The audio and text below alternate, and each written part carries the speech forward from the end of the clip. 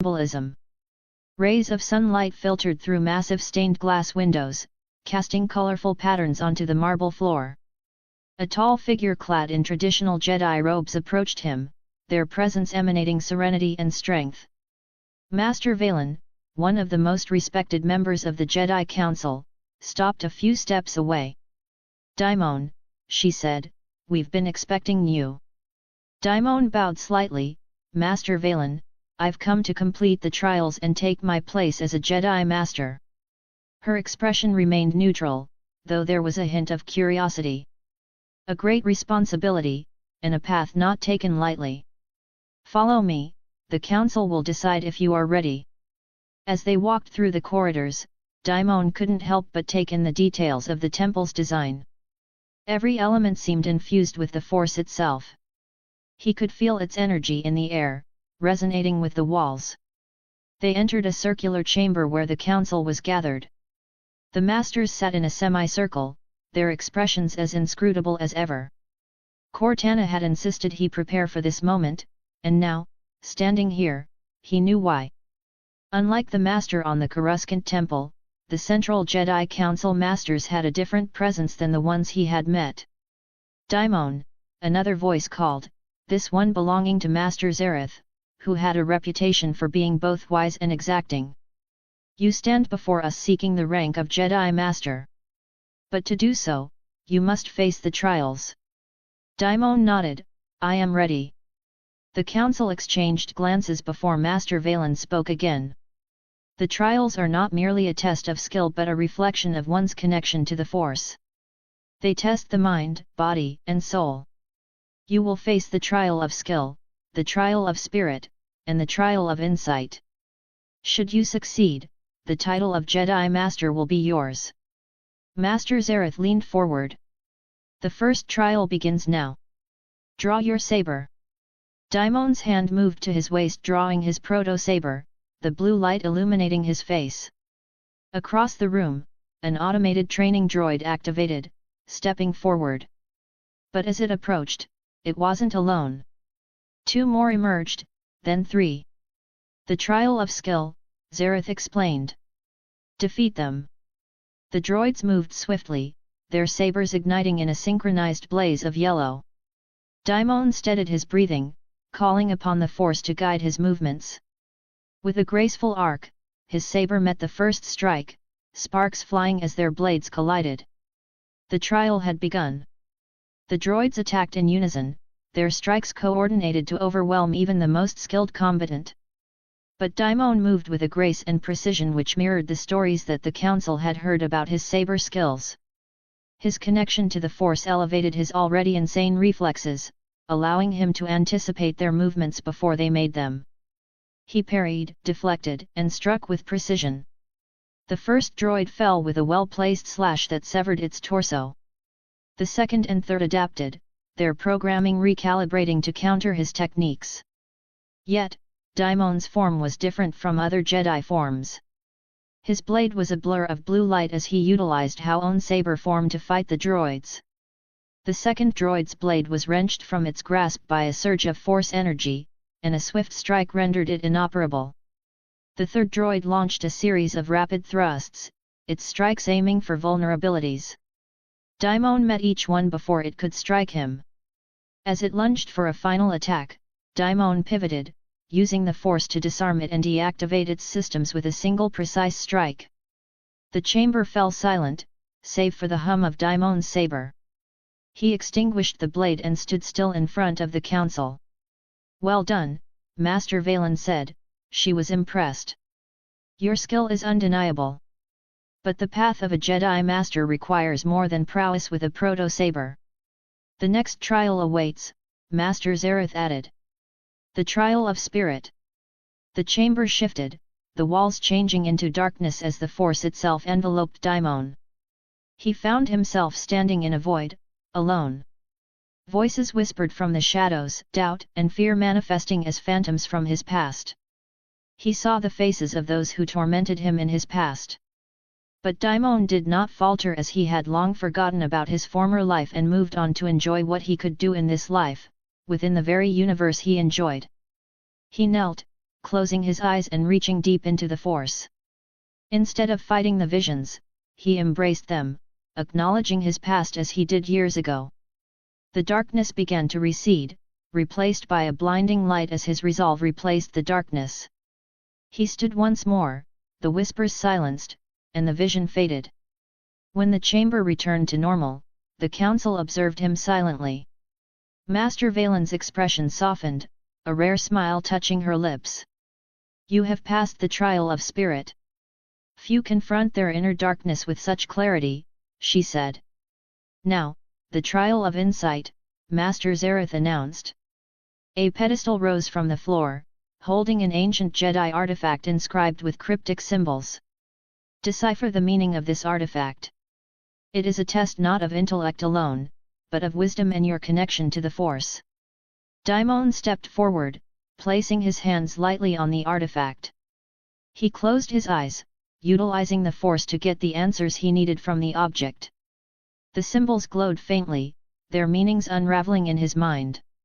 They spoke of balance, the eternal struggle between light and dark, and the power of unity. He realized that the artifact was not meant to be solved but understood. He turned to the council. "It represents the symbiosis of the Force, how light and dark are not enemies, but parts of a greater whole. True mastery is not in conquering one, but in harmonizing them." The council exchanged glances, their collective approval clear. Master Valen rose, her voice resonating with authority. "Daimon, you have faced the trials of skill, spirit, and insight, and you have prevailed. Your strength, wisdom, and connection to the Force have proven you worthy." She stepped forward, placing a hand on his shoulder. "By the will of the Force and the judgment of the Council, we name you Jedi Master." Daimon bowed his head accepting the new title, as the Council members also rose in unison, bowing their heads in respect. His ascension to Master marked the start of a new time for the Jedi Order, as it would see many advancements and change that would herald in a new age. A/N, within the next 2 to 3 chapters, we will see the start of the 100-year darkness and see Daimon become a prominent member in the Jedi Order before something happens and he finally leaves the Order to go his own path. Chapter 18, Tython and the First Blade. For the next year, Daimon had settled into his role as a Jedi Master, taking on various tasks, missions, and appointments. He went back to Coruscant and taught Padawans and even knights about saber combat, and Force techniques. And now that he was a master, he took part in planning some missions and taking part in missions against the Black Hand, who were on the verge of collapse. The face of the most powerful person in the Black Hand had become known after the second most powerful person was captured during a Republic raid. Now there was a hunt for the leader while the rest of the Black Hand scrambled to hiding places or dropped off the grid. Their influence within the Senate was all but gone, boosting the general public's opinion of the current Supreme Chancellor and the Jedi Order. The Black Hand leader managed to evade for months leading into the next year, which Daimon knew was the perfect time to go to Tython, especially since his custom-made ship was now completed. He submitted the design a few months ago to a well-established shipbuilder who saw the design as unique compared to what he had built in the past.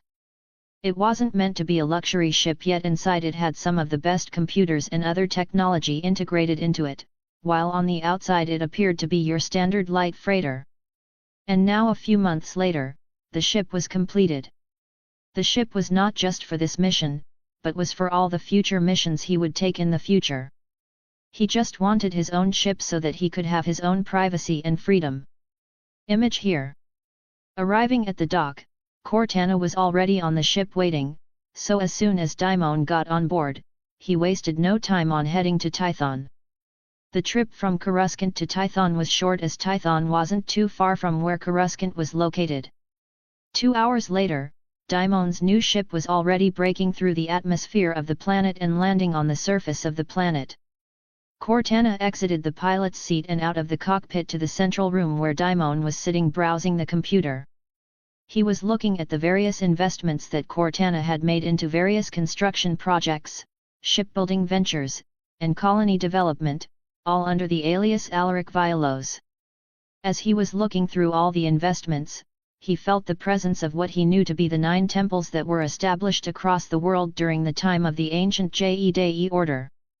With these 9 temples he also felt the presence of the 8 Thoya or the 8 great pyramidal ships which carried the first members of the Jedi order to Tython during the first migration.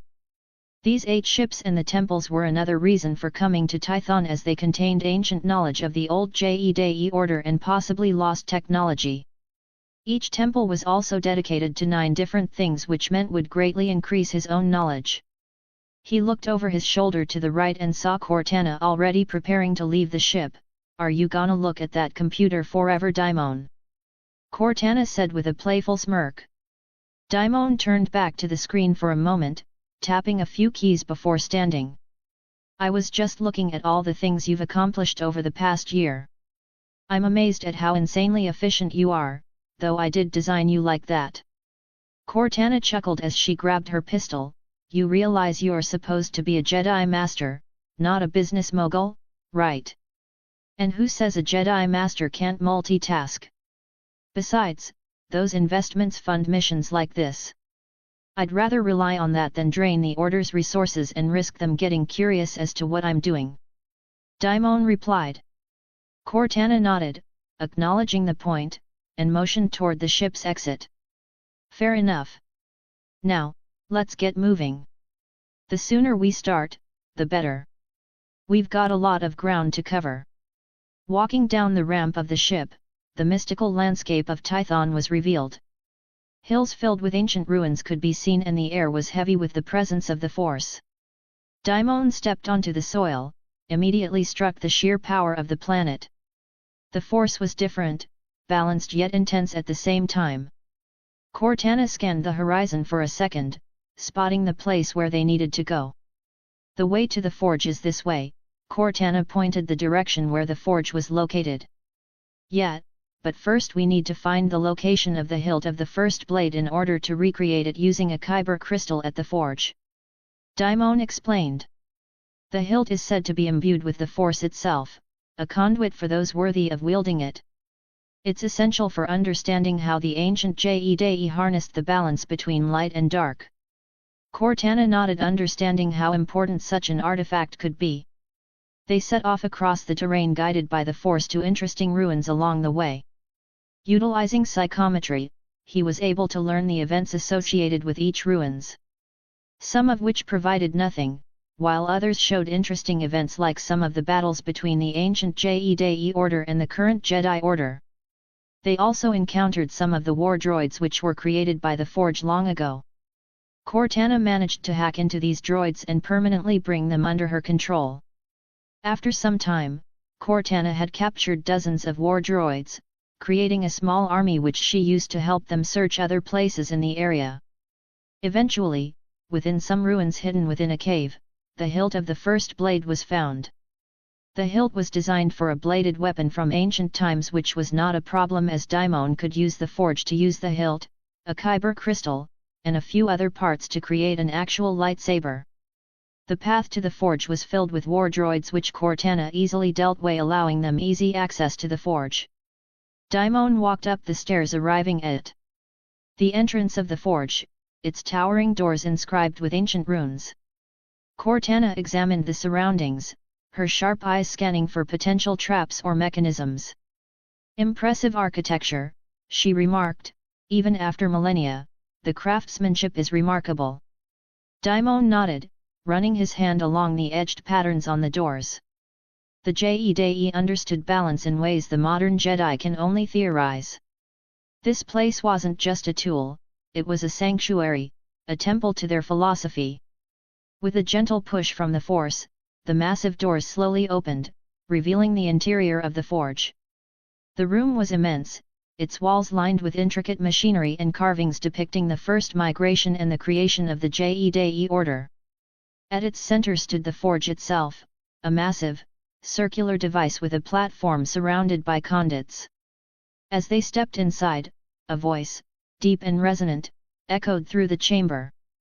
It wasn't a voice they heard with their ears but one they felt through the Force.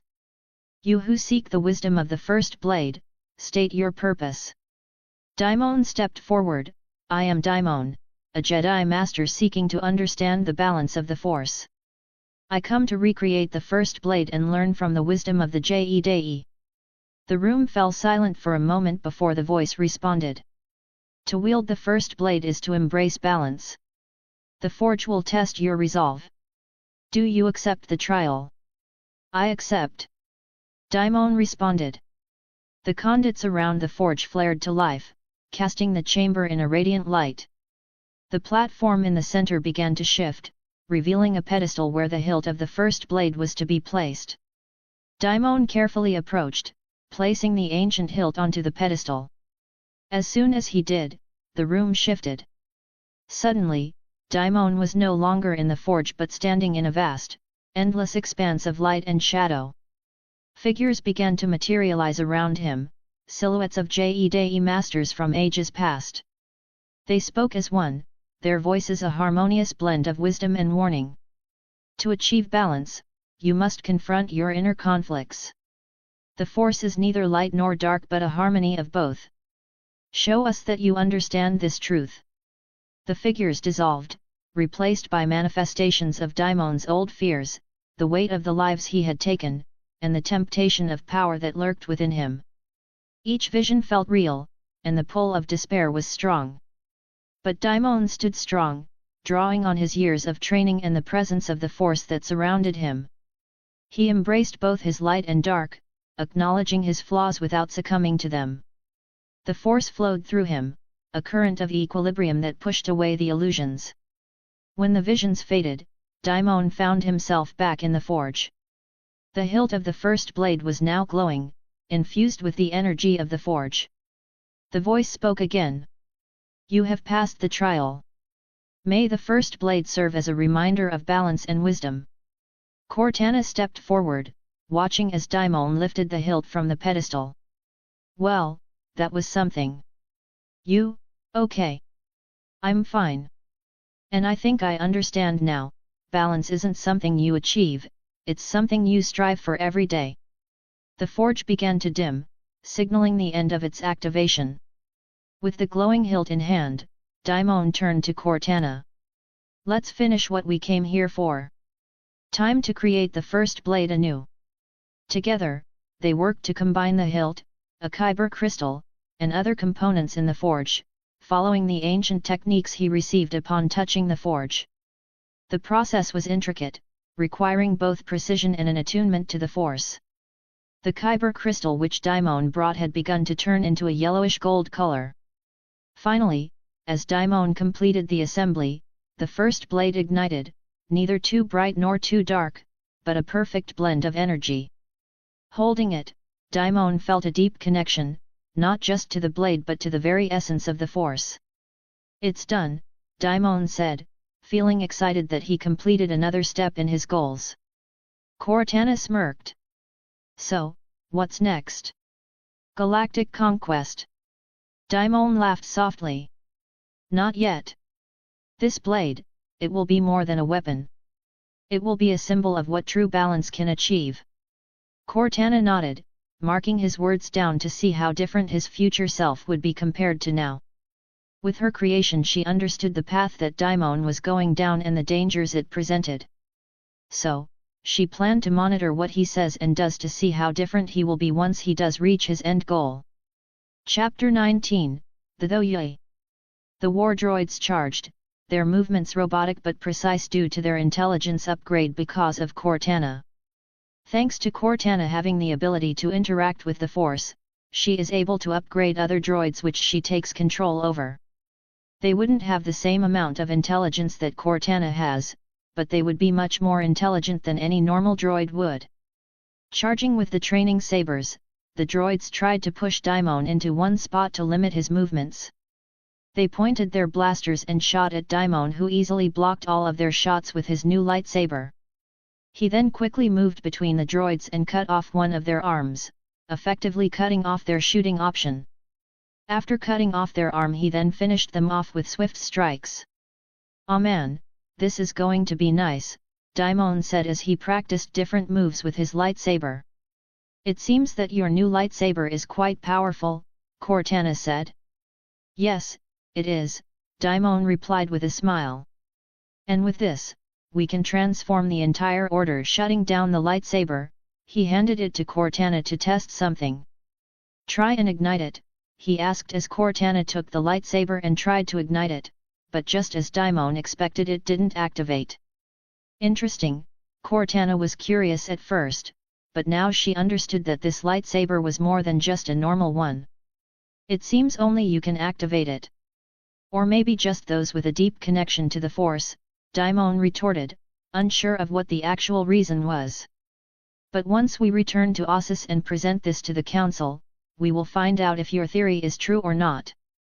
Cortana nodded, but for some reason she felt that her theory was correct, as finding somebody with a greater connection to Daimon was probably not impossible but would require them to search the whole galaxy. Now, let's head to those other temples and learn as much as we can from them. Daimon ordered as he was done with the forge for now, but would keep a small detachment of droids to keep it secured. Thankfully the Jedi Order had never gone back to Tython in thousands of years, giving him a chance to establish a sort of base on the planet for future use. Taking his ship, he proceeded to Akarkesh, also known as the Temple of Balance. It was located atop a giant rock pillar beneath what Daimon remembered to be the main thoya which linked all the others together. As soon as his ship landed, he felt something pulling him towards the temple, as if the pyramid ship itself was calling to him. Taking a step inside the temple, Daimon had wandered to the center of the temple, below the point where the ship was hovering. As soon as he stepped into the center of the temple, a blinding light had activated, only it wasn't just a light, as it started to lift Daimon off of the ground and towards the ceiling, which began to open. Cortana was in distress as he was just caught in some sort of trap or something and tried to scan the room for something to shut it off, but she couldn't find anything. Daimon, who saw her panicking, shook his head. Don't worry Cortana, I don't feel any danger from this, so this might be something good. Just explore the rest of the temple till I get back. Cortana reluctantly nodded as she sent a few of the droids to go search different areas of the temple. Meanwhile, Daimon continued to float up into the air until he ascended into the ship which was floating above the temple. The place where he ended up was completely dark, yet the force was immensely strong all around him. A few seconds later, a figure had emerged on the other side of the room, staring at Daimon as if waiting for him to approach. Sensing no ill intentions or any danger, Daimon calmly walked to where the figure was standing, only to see that it was the force ghost of a human. I'm sorry to bring you here unannounced, but you are the first force user to come to this temple in thousands of years, said the human force ghost. This was not the first time that Daimon had encountered something that went beyond the Star Wars lore that he knew, and he knew it wouldn't be the last.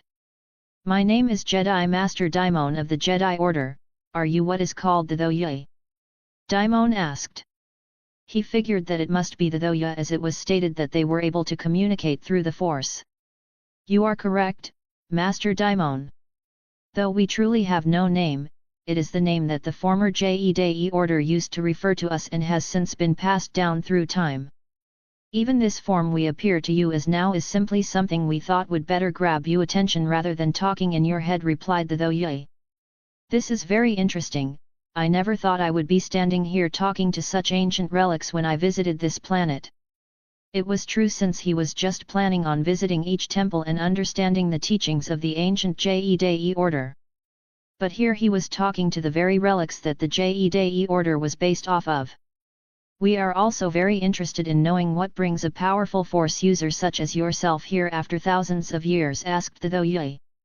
I've come here to learn more about the Force and the history of the Jedi Order. Daimon answered. However, the Thoya could see that there was more to it than that and had used the overwhelming amount of force power that it had to pick Daimon up off the ground once more and held him in the air. I can sense that there is more, yet you won't tell me. If that's the case, I will forcefully reveal what it's your mind. The force ghost of the Thoya placed its hand upon Daimon's head, prepared to extract what knowledge it needed. But before it could, Daimon conceded, wait. I will let you see everything willingly, just don't forcefully extract it. Removing its hand away from Daimon's head, the Force Ghost released its hold on him, allowing him free control over his body again.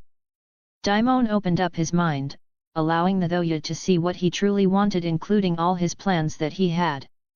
Seeing what was in his mind, the Thoya became intrigued and also curious. It was intrigued at Daimon's plan as it wasn't bad and would also lead more people down the path of balance rather than worshipping one side over the other. His actions while he was a Jedi also reflected what he had planned. While it was curious at the other stuff which was blocked by an external force much more powerful than itself. Not wanting to anger that external force, the Thoya didn't try and pry any further but focused on the stuff that it could see. "You're an intriguing one, Daimon, I'll give you that. In fact, let me apologize for taking such rash actions." Daimon shook his head. "No need to apologize, if I was in your shoes, I'd do the same." The Force Ghost nodded, glad that its apology was accepted. "So, what now?" Daimon asked, curious as to what would happen now that he met with one of the Thoya. "Well, it's been thousands of years since the civil war which split the Jedi Order into two, causing the other order to win. Then they abandoned the planet after the war severed the connection between the 8 ships. We brought them here to learn balance, yet in the end, they fought amongst themselves and became misguided." From what the Thoya was saying, Daimon already had an idea of where this was going.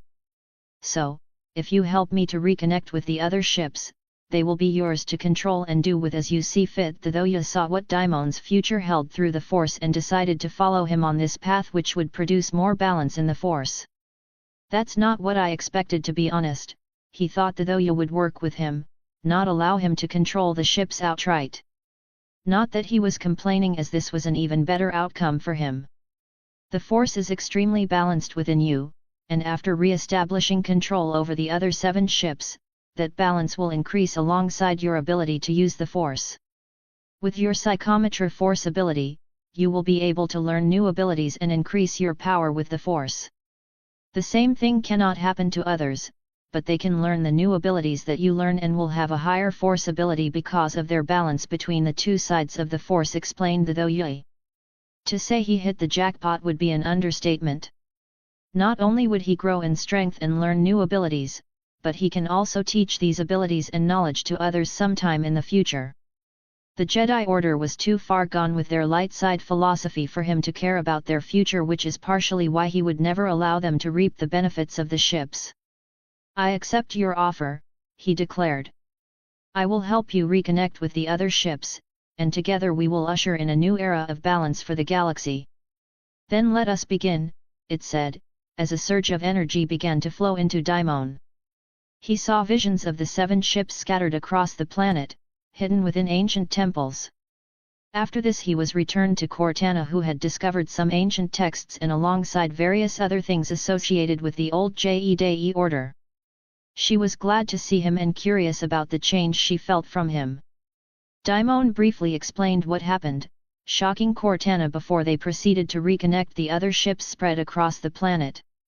When they discovered the first ship, it was being guarded by some droids, which Cortana took control of, allowing Daimon to reconnect it to the main ship. The same thing happened as they found the other ships until they finally reached the last ship. It was hidden beneath the ocean on the planet, making it difficult to reach via ship. Instead, Cortana had to swim down herself, allowing Daimon to reconnect the ship through her. With all ships reconnected, the amount of knowledge and power that he gained was immense. He could sense the ships, all 8 of them, now connected as one. They were more than just machines, they were extensions of himself, alive within the Force. He saw himself as a pivotal figure in the galaxy, destined to carve out his own empire and bring balance to not just the Force, but eventually the galaxy. For the next 3 months, he stayed learning to control his new power and learn new abilities that were lost in time. Throughout this time, the war droids were used to reconstruct the temples and mine resources from the planet to produce more droids using the Forge. These droids were then used to establish numerous bases on the planet to keep any ships that wandered onto the planet away and keep what was on the planet a secret. At the end of the 3 months, Daimon had learned a lot, but it was not time for him to return to the Jedi Order until the 100 Years of Darkness began. He already saw a vision which showed him the path forward which required him to remain in the Order so that the 100 years of darkness can begin. Chapter 20, Division within the Order. For this demonstration, he had already prepared a secondary lightsaber separate from his own to show the demonstration. He took the lightsaber apart using the Force, showing the individual pieces before putting it back together. He then showed them the different ways to wield it, including how to ignite it. Using his mind, he moved the lightsaber around, making it spin as if it were an extension of his body. Some of the masters were fascinated while others were indifferent, but ultimately the council decided to adopt the new design for all new lightsabers within the Order. Since Daimon was the one with the knowledge on how to create these new lightsabers, he was given the title of Weapons Master of the Order and would oversee all lightsaber production for the foreseeable future. He accepted this appointment as it would give him more influence in the Order. On Ossus, a new building was constructed which would be where the new Jedi Order forge was also constructed. Unlike the forge he saw on Tython, the forge he had constructed would only be able to forge lightsabers for the Order and nothing else. The council transferred a few knights to Daimon to help him with the forge. For Daimon this was good as he could teach the knights how to work the forge so that he didn't always need to be present. So, the knights were taught how to work the forge, or more precisely how to show others how they would create their own lightsabers. The process was like how Daimon forged his lightsaber. The Jedi who was going to forge his or her lightsaber would gather a kyber crystal which they were attuned with from one of the kyber crystal planes on Ossus that resonates uniquely with them, reflecting their inner nature and connection to the Force. Once the Jedi had their kyber crystal, they would return to the forge to construct their lightsaber. After that the Jedi would meditate to envision the design of their lightsaber. The hilt's design would reflect the Jedi's personality, culture, and combat style. Then finally the Jedi would assemble the components of the lightsaber which included the kyber crystal, core of the blade, focusing lenses, to channel the energy, emitter matrix, to shape the blade, power cell, and other parts that make the weapon functional. Once the lightsaber was complete, the Jedi would activate it to ensure it functions properly. The Jedi may then fine-tune the blade's length, intensity, and other characteristics to suit their combat style. Different types of lightsaber designs were created for various roles within the Order. The double-bladed lightsaber was reserved for the temple guards as they needed it to defend the temple, while the standard lightsaber was used by most Jedi. The blue lightsaber was reserved for guardians, the green for consulars, and yellow for the sentinel profession, though most still used the basic blue lightsaber. Purple was another color, but only a handful of masters had chosen that color to symbolize their balance in the Force. The lightsaber was a major improvement that would help the Order for generations to come. For the next 5 years, 7025 BBY, Daimon stayed on Ossus, which began to see a lot more traffic because of all the Jedi who traveled to forge their own lightsabers. Daimon also took up a teaching role to train the next generation young Jedi from when they were very young until they got assigned as a Padawan.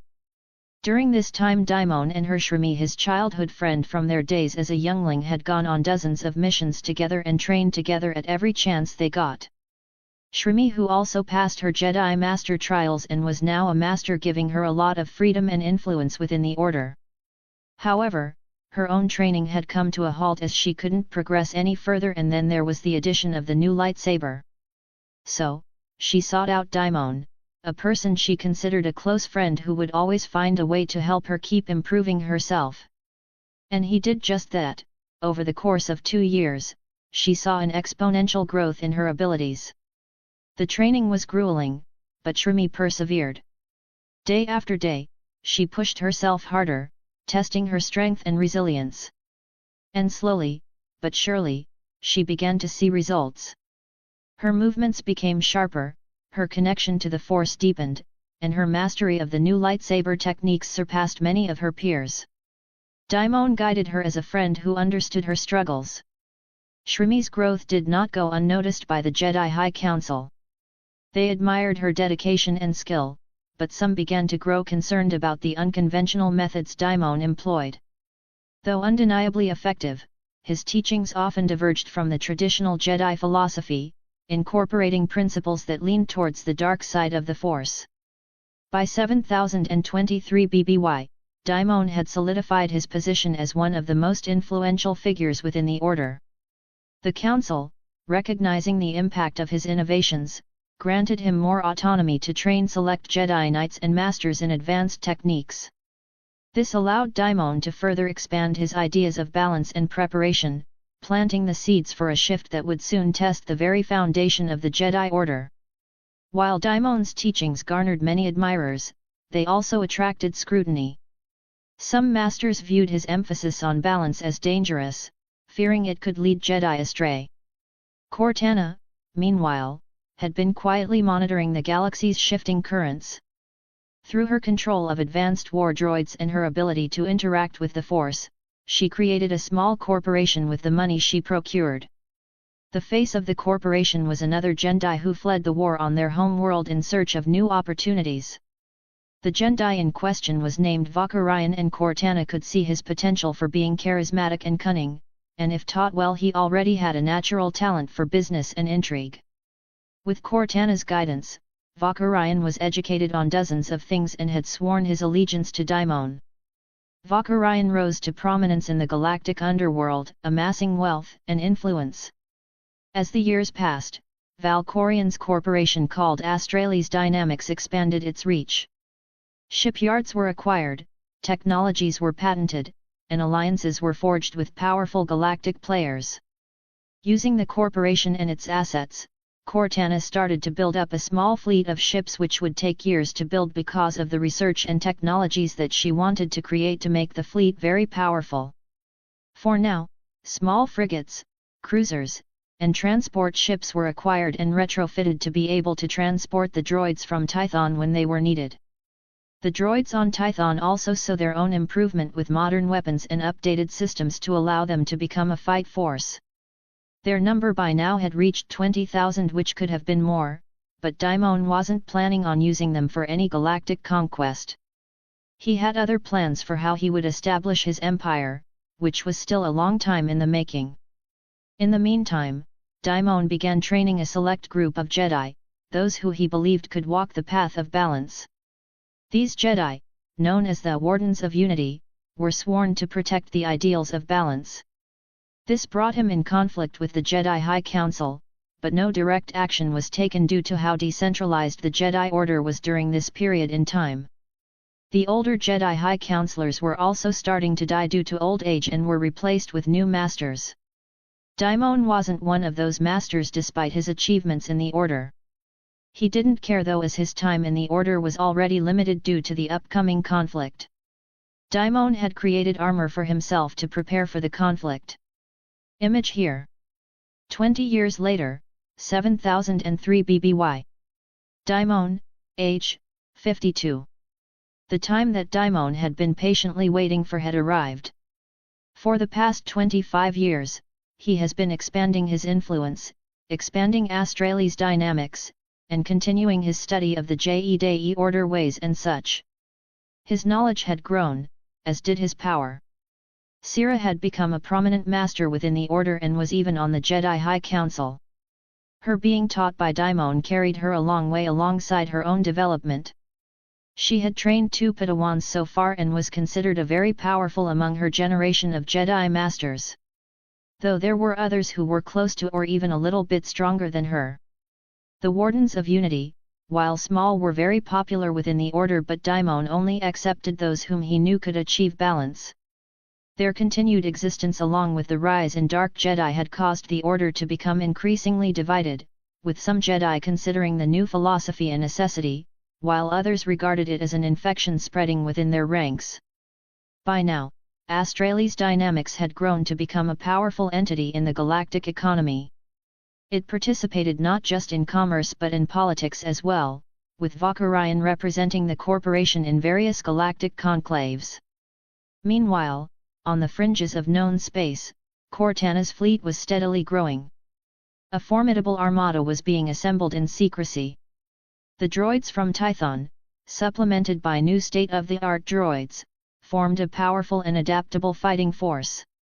Daimon used this fleet to explore the unknown parts of the galaxy and discover safe hyperspace lanes throughout the galaxy to reach the unknown parts of the galaxy. This way, when he created his own empire, he could conquer resource-rich planets that weren't in the Republic yet. Back on Ossus, a Jedi Master by the name of Ahunta Paul had, through his studies, discovered the secret of creating and shaping life. This discovery had made the Jedi High Council fearful of this power as it practiced manipulating life through the dark side. The Council wished to suppress such knowledge, receptive to its potential exploitation and the aberration of nature it presented. As such, the Jedi High Council deemed it an abomination of the Force and sought to erase all practice of it. They barred the teachings of Paul and his followers, deeming him a pawn of the dark side of the Force.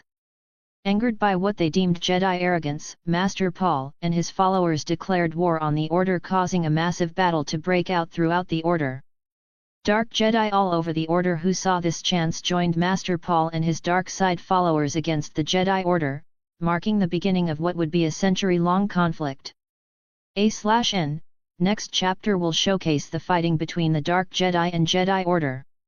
A certain situation will also occur that will spark Daimon's exile from the Order. I won't say much here, but tomorrow's chapter will explain everything. Chapter 21, Dark Jedi Attack. Simultaneously, from another front, Master Paul and his Dark Jedi followers stormed the other sections of the temple. Master Paul had managed to take out many Jedi, but once more nights came, he and his followers were starting to be pushed back. Daimon had sent the wardens to try and protect the younglings and try to get control of the situation before more people ended up dying. But due to their small number, they could only be in so many places at once and gradually found themselves overwhelmed. The Jedi High Council had branded the Dark Jedi as an enemy of the Order and officially ordered all Jedi to defend the temple and protect their own, while seizing or putting down any Dark Jedi they came across. Master Paul, those Warden Knights are intervening on the Jedi side and becoming a nuisance. Should we eliminate them too? One of the Dark Jedi, a human named Kanashe, asked. Paul paused, his eyes looking over the chaos before him. The conflicting energy of the dark and light side Force users could be felt by all Jedi throughout the Republic. There were uncertain lines, blurred alliances that hung in the balance. The Wardens of Unity were one such case, belonging to neither faction fully, yet defending in favor of the Jedi. We'll deal with them, if necessary, Kanashe, Paul answered. Our focus should remain on our primary objective. Kanashe nodded as he struck down a knight who was running at him. In another part of the temple, Shrimi was defending a group of younglings from 4 Dark Jedi who came to take them away and corrupt them in the ways of the dark side. She originally had 3 of the temple guards with her, but they were cut down by one of the lead Jedi whom she recognized as the former Jedi Knight Iko, whom Daimon refused to train decades ago. Master Shrimi, is it? Iko sneered. I know you've been trained by Master Daimon, but his teachings can only take you so far. The power of the dark side is beyond anything you could fathom and far stronger than Daimon himself. Shrimi tightened her grip on her green lightsaber, her calm demeanor was a front for what she was feeling. She stepped in front of the younglings, blocking the 4 Dark Jedi from getting to them. Iko, you were once a Jedi. I remember the potential in you, the light that guided you. You don't have to do this. Unlike Daimon, she didn't see what Iko would become when she first met him. Iko laughed coldly. Spare me the lecture. Daimon may have turned his back on me, but the dark side has shown me the truth of this galaxy. Strength is all that matters. The 3 Dark Jedi behind Iko fanned out, encircling Shrimi and the younglings. Despite being outnumbered, Shrimi's confidence remained strong. She took a deep breath, centering herself in the Force. The younglings watched her, their fear palpable, but Shrimi's presence kept them calm. I won't let you harm them, she said firmly. If you've truly embraced the dark side, then you know what it means to face a Jedi Master. Without another word, Iko lunged forward, his blade striking with brutal precision. Shrimi parried, her movements fluid and precise, honed through years of relentless training. The clash of sabers illuminated the narrow corridor as the other Dark Jedi joined the fray. Shrimi's mastery of Form 3, Sorsu, allowed her to deflect their attacks with ease, her green blade a blur of motion. She countered with swift strikes, forcing the Dark Jedi to retreat momentarily. However, Eiko was relentless, his strength and aggression pushing her to her limits. As the battle raged, Shrimi tapped into the lessons Daimon had taught her about balance. She allowed herself to feel the emotions coursing through her, fear for the younglings, anger at Eiko's betrayal, but she did not let them control her. Instead, she channeled them into her connection with the Force, her movements becoming even more precise and deliberate. Suddenly, Shrimi saw an opening. With a swift motion, she disarmed one of the Dark Jedi, destroying his lightsaber in the process.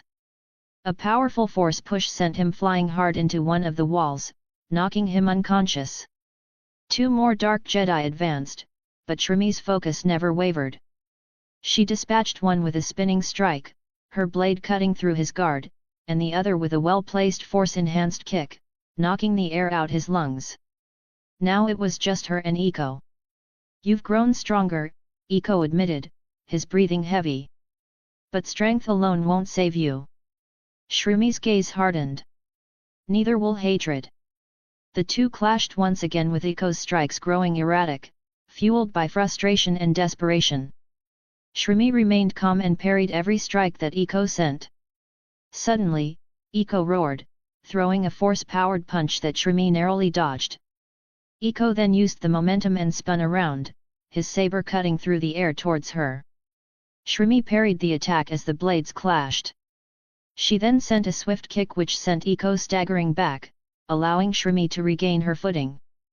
Meanwhile, Daimon had already sensed that she was in trouble and was making his way across the temple in his armor. He had killed several Dark Jedi already in his path without having to draw his lightsaber. Each attack was infused with a large portion of his power, which was too much for your average Force user to handle. Back to the fight between Eiko and Shrimi. Despite her training, Eiko began to overpower her. The dark side amplified his strength and speed, and his attacks became wild and unpredictable. Shrimi struggled to keep up, her Form 3 defenses beginning to falter under the onslaught. "You should have joined Daimon in his arrogance," Eiko shouted, his voice echoing with rage. "Now you'll die for his mistakes." Shrimi countered with a swift strike aimed at his exposed side, but Eiko anticipated the move. He sidestepped and unleashed a force wave that sent her crashing into the wall. The impact left her dazed, but she forced herself to stand, her lightsaber trembling in her hand. The younglings cowered behind her, their wide eyes filled with terror. Shrimi's resolve hardened as she pushed through the pain. "I won't let you win, Eiko," she said, her voice steady despite the strain her body felt. Eiko smirked, his blue blade glowing brighter as he stepped closer. "You already have." With a sudden burst of speed, Eiko closed the distance, his blade arcing downward. Shrimi blocked the strike but was forced to one knee from the sheer force of the blow. Eiko's next attack sliced her lightsaber in half, leaving her defenseless. Breathing heavily, Shrimi raised her hand, using the force to block his next strike, which was successful, until he delivered another to her stomach, sending her crashing into the wall once again. "You fought well, Master Shrimi," he said mockingly. "But the dark side always triumphs over the light side, when wielded by those who know how to use it, that is." He lifted her up against the wall with the force, then in one motion pulled her towards him and cut her in half with his lightsaber. Seeing their master defeated by the Dark Jedi, the younglings were terrified and began to huddle together as Eiko approached them with a crazy smile on his face. But before he could take another step closer to the younglings, the room had felt extremely cold. Then out of nowhere, his body wouldn't move, or more like, it didn't want to move another step. That's when he heard the footsteps approaching behind him. He also finally felt an overwhelming presence of anger and hate. He felt fear for the first time since becoming a Jedi, and he wanted to know the source of his fear. He turned slowly, his body forced to obey despite his hesitation. Walking towards him was a towering figure wearing what he recognized as golden-colored armor with a crack on his mask. The crack on the mask was not caused because of Daimon's previous fights with the other Dark Jedi, but because of his inability to make it in time. As soon as he felt Shrimi die, the amount of anger and hate he felt grew exponentially. "Hat! Daimon," Eiko said, forcing a smile on his face despite the dread he felt. "You're too late." There were no words exchanged between the two as Daimon stood still, his imposing presence filling the corridor with an oppressive weight. His silence was deafening, more terrifying than any outburst could have been. Slowly, he raised his hand, and Eiko's body was yanked forward by an invisible force, crashing to the floor in front of him. Eiko tried to scramble to his feet, but he found himself paralyzed, pinned by Daimon's will. His heart raced as he felt the air grow heavier, each breath he took was a struggle. "You!" Daimon finally spoke, his voice low and cold, each word cutting through the air like a blade. "You killed her! You took her from me!" His eyes, visible through the crack in his mask, burned with fury. "She was weak," Eiko spat, forcing a defiant tone despite his trembling body. "Like you once were. The dark side." Daimon didn't let him finish. With a flick of his wrist, Eiko's mouth snapped shut, his jaw locked by the force. "You don't speak," Daimon growled. "Not now. Not ever again." With his other hand, Daimon extended his grip, and Eiko screamed silently as his limbs were pulled in opposite directions. The bones in his arms and legs strained, the pain sharp and unbearable. Daimon's expression remained unmoved with a cold expressionless face. "You wanted power. Strength. Let's see how strong you are when everything is taken from you." Daimon clenched his fist, and a sickening crack echoed through the corridor as one of Eiko's arms twisted unnaturally. The silent screams intensified as Daimon moved to the other arm, then his legs. Each movement was deliberate, designed to inflict the maximum amount of pain. "You thought the dark side made you invincible," Daimon said, stepping closer. He removed his mask, revealing his red eyes consumed by rage. "But all it's done is make you pathetic." Eiko's body twitched as Daimon intensified his grip, the force constricting around his throat. Daimon leaned down, his face inches from Eiko's. "You wanted to see what true power looks like," he threatened. "You'll regret that wish." Daimon raised his hand again, and Eiko's body was lifted into the air. The pressure increased, and the sound of cracking ribs echoed in the room. Eiko's eyes bulged as Daimon began to manipulate the force directly within his body, his blood vessels bursting under the strain. Finally, Daimon let Eiko drop to the floor, his body broken and barely alive. Daimon crouched beside him, his voice low and filled with venom. "Your pain doesn't end here. You'll live long enough to feel the weight of everything you've done." He placed a hand on Eiko's chest, and a sudden surge of energy coursed through his body. Eiko screamed as Daimon poured his grief and rage into him, which was too much for his mind to handle. When Daimon finally stood up, Eiko lay motionless on the ground, his eyes wide and empty. Daimon turned to the younglings, his expression softening as he extended a hand to them. "Come with me," he said gently. "You're safe now." He was going to return the younglings back to the temple and then have a nice private conversation with the Jedi High Council. Chapter 22, Leaving the Order. "Let's go, we can't stay here," shouted Master Paul to his followers. Their war against the Jedi wasn't going to be decided in a day, so before they lost too many, he ordered a retreat from the planet. Thankfully he planned this out before he declared war against the Order, so they had enough transports standing by for them. If they wanted to beat the Jedi Order and the Republic, they would need time to gather their forces and launch campaigns against Republic worlds to weaken them. The Jedi Order tried to mount a counterattack seeing the enemy retreating, but they ultimately failed and the Dark Jedi and their followers were able to escape. The Jedi High Council themselves had joined the fight and managed to kill a few Dark Jedi followers before they escaped. But the 12 main Dark Jedi were able to escape from the planet, which would prove to be a problem for the Jedi High Council, as they wanted to put an end to this war quickly. Approaching the temple still wearing his golden armor, Daimon was almost stopped by a few temple guards, as they had never seen him wearing this armor before. But after he removed his helmet, the temple guards let him pass without any problems. The Jedi High Council at this time was convening a meeting with themselves. Out of the 12 members of the Jedi High Council, only 8 were present. Walking through the doors of the High Council chamber, Daimon was met with the glaring eyes of the 8 members of the Jedi High Council. "Ah, Master Daimon! We didn't expect to see you here so soon after the battle," Master Alric greeted, his eyes narrowing slightly at the sight of Daimon's armor. Daimon didn't want to waste too much time talking to the council, so he got straight to the point. "How long is it going to take the council to realize that some changes need to be made to the order for it to not have situations like these happen? Hey!" His blunt question echoed through the chamber, causing a ripple of shock among the council members. The silence was broken by Master Kalen, one of the wise and seasoned members of the council. "We understand your concerns, Daimon," he responded. "Your anger is justified. We have indeed suffered greatly today, but we must remain careful not to let emotion cloud our judgment." Shaking his head, Daimon felt disappointed at the fact that the order was so caught up in its one-sided worship that it was blinded to what was logical. "Emotion will always be a part of us, Sa'Elen. It's time you realized that sticking to old ways won't help us in these changing times."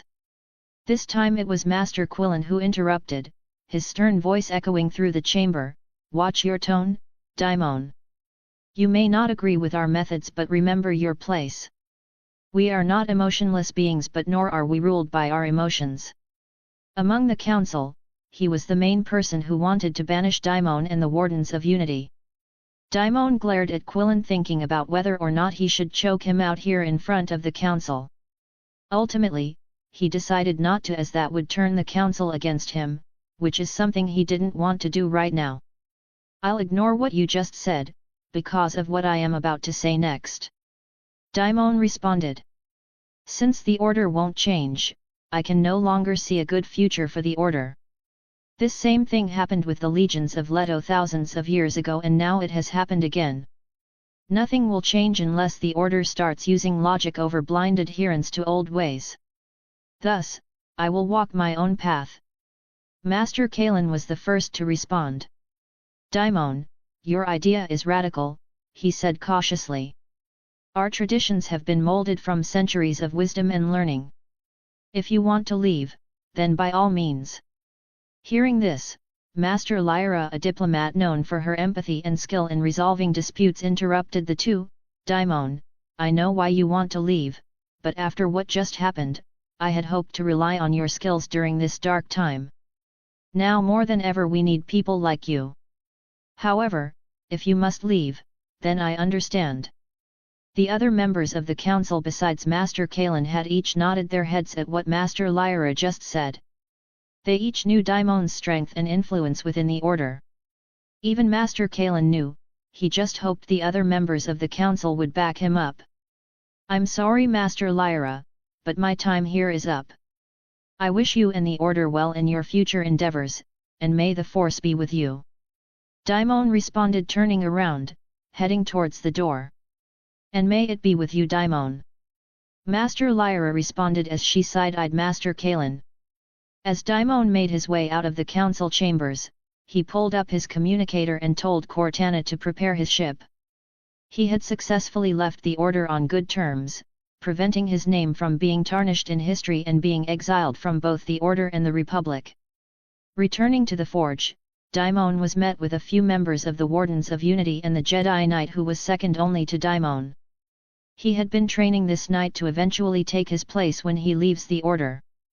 The knight's name was Kellen, a 30-year-old Jedi Knight in charge of overseeing the creations of lightsabers in Daimon's place. Standing in front of the group, Daimon prepared to make his announcement. "I have decided to leave the Jedi Order," he began.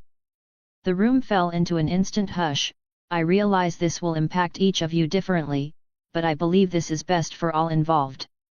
A/N, Daimon's reasoning for not taking the wardens with him is due to the fact that they have all already been indoctrinated by the Jedi teachings. While they strive for balance, outright performing bad actions like the ones Daimon will take and have already taken will raise some questions from within.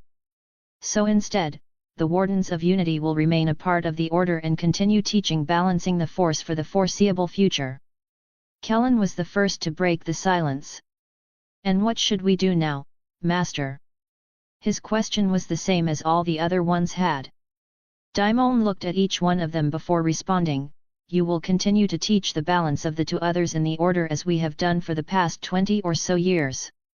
Your place is here within the Order, continuing to teach the ways of balance within the Force to the next generations to come. Kellen, I have prepared you for this for the past decade and you are more than capable to lead the Wardens of Unity in my place." Kellen nodded, understanding his new responsibilities, but still curious as to why Daimon wanted to leave the Order. For all he knew, Daimon was the most powerful Jedi at this very moment. And now they were losing him at a crucial time. He began to imagine that it was probably the Council that said or did something, but now was not the time to throw blame around. He must respect Daimon's decision and move on. As Daimon left, the message was passed down to the other wardens of what happened. A few minutes later, Daimon's ship took off from Ossus and took to space, ready for the next chapter in Daimon's journey. Chapter 23, The Force Priestesses. On board his ship, watching the planet disappear as they jumped to hyperspace, Daimon sat in silence as he was still feeling the loss of the one person whom he was closest to in this second life of his. He wished he understood the visions that he received decades ago, which showed him a small glimpse of what was going to happen. It made him realize that his understanding of the Force was much smaller than he originally thought. He thought he made significant progress over the years, especially with him gaining various new abilities because of the 8 Thoya ships. But it seems he has a long way to go. He remained in solitude for a few minutes before he emerged from his room and entered the cockpit where Cortana was sitting. She knew he was grieving from the death of Shrimi, so she decided not to bring the matter up. "So, now that we are done with Order, are we going to conquer some planets and forge an empire, or are we still slowly building up our power?" Cortana half-jokingly stated. She knew they weren't ready for that just yet, as Daimon still had some ways to go before he can reach the pinnacle of what a Force user could be. "While it is very tempting to start conquering planets, we're not going to do that just yet," Daimon responded. "First, now that I am done with the Order, I will strive to learn both the cosmic and living Force before we start our great conquest." In fact, how has the search gone for the Force planet? He himself had tried to use the Force to guide him to the planet over the years, but for some reason the Force wasn't guiding him or couldn't guide him. He tried this over the last 2 decades while also tasking Cortana with using the Armada to search for the planet. And over the past 2 decades they haven't been able to find the planet. "We have been searching within the massive nebulas that cloud the deep core, but there is just so much space that it is taking a while to find anything." Based off what Daimon remembered, in canon, Master Yoda found the planet in a bright nebula within the deep core of the galaxy while being guided by the Force. "We need to hurry and find that planet so I can meet with the Force priestesses, expand my power. And since I have nothing better to do at the moment, let's try and search for ourselves," Daimon suggested. Cortana already knew he was going to suggest this, which was why she was already heading to where the massive nebula was at. This was his first time seeing the nebula, as before, he tried to use the Force to guide him while he was on Ossus. Upon emerging from hyperspace, Daimon immediately got a massive headache that caused him to fall to one knee. "Cortana, what's going on?" he asked. However, Cortana didn't say anything and just kept flying without looking back. Using what strength he could, he reached up to grab hold of Cortana, only for him to lose consciousness before he could. Cortana, who was currently being controlled by a powerful entity, continued to fly to some unknown location within the nebula. A few minutes later, the ship emerged from the nebula and was greeted with the sight of a planet. It was the Force planet which they had been looking for all along. Daimon was still unconscious as the ship descended to the surface of the planet. Landing on the surface of the planet, the ship's door was opened, and Daimon's body was carried by the force through the air until he arrived in front of 5 ethereal beings. Descending to stand in front of him, the leader of the 5 ethereal beings had lifted her control over his mind, allowing him to regain consciousness. As the dizziness that he felt from being forcefully controlled faded, he was met with the sight of the 5 ethereal beings whom he recognized. They appeared exactly how he remembered them, with hazy outlines taking the form of humanoid figures, and faint glows surrounding them. Each one was distinct, their auras representing serenity, joy, anger, confusion, and sadness.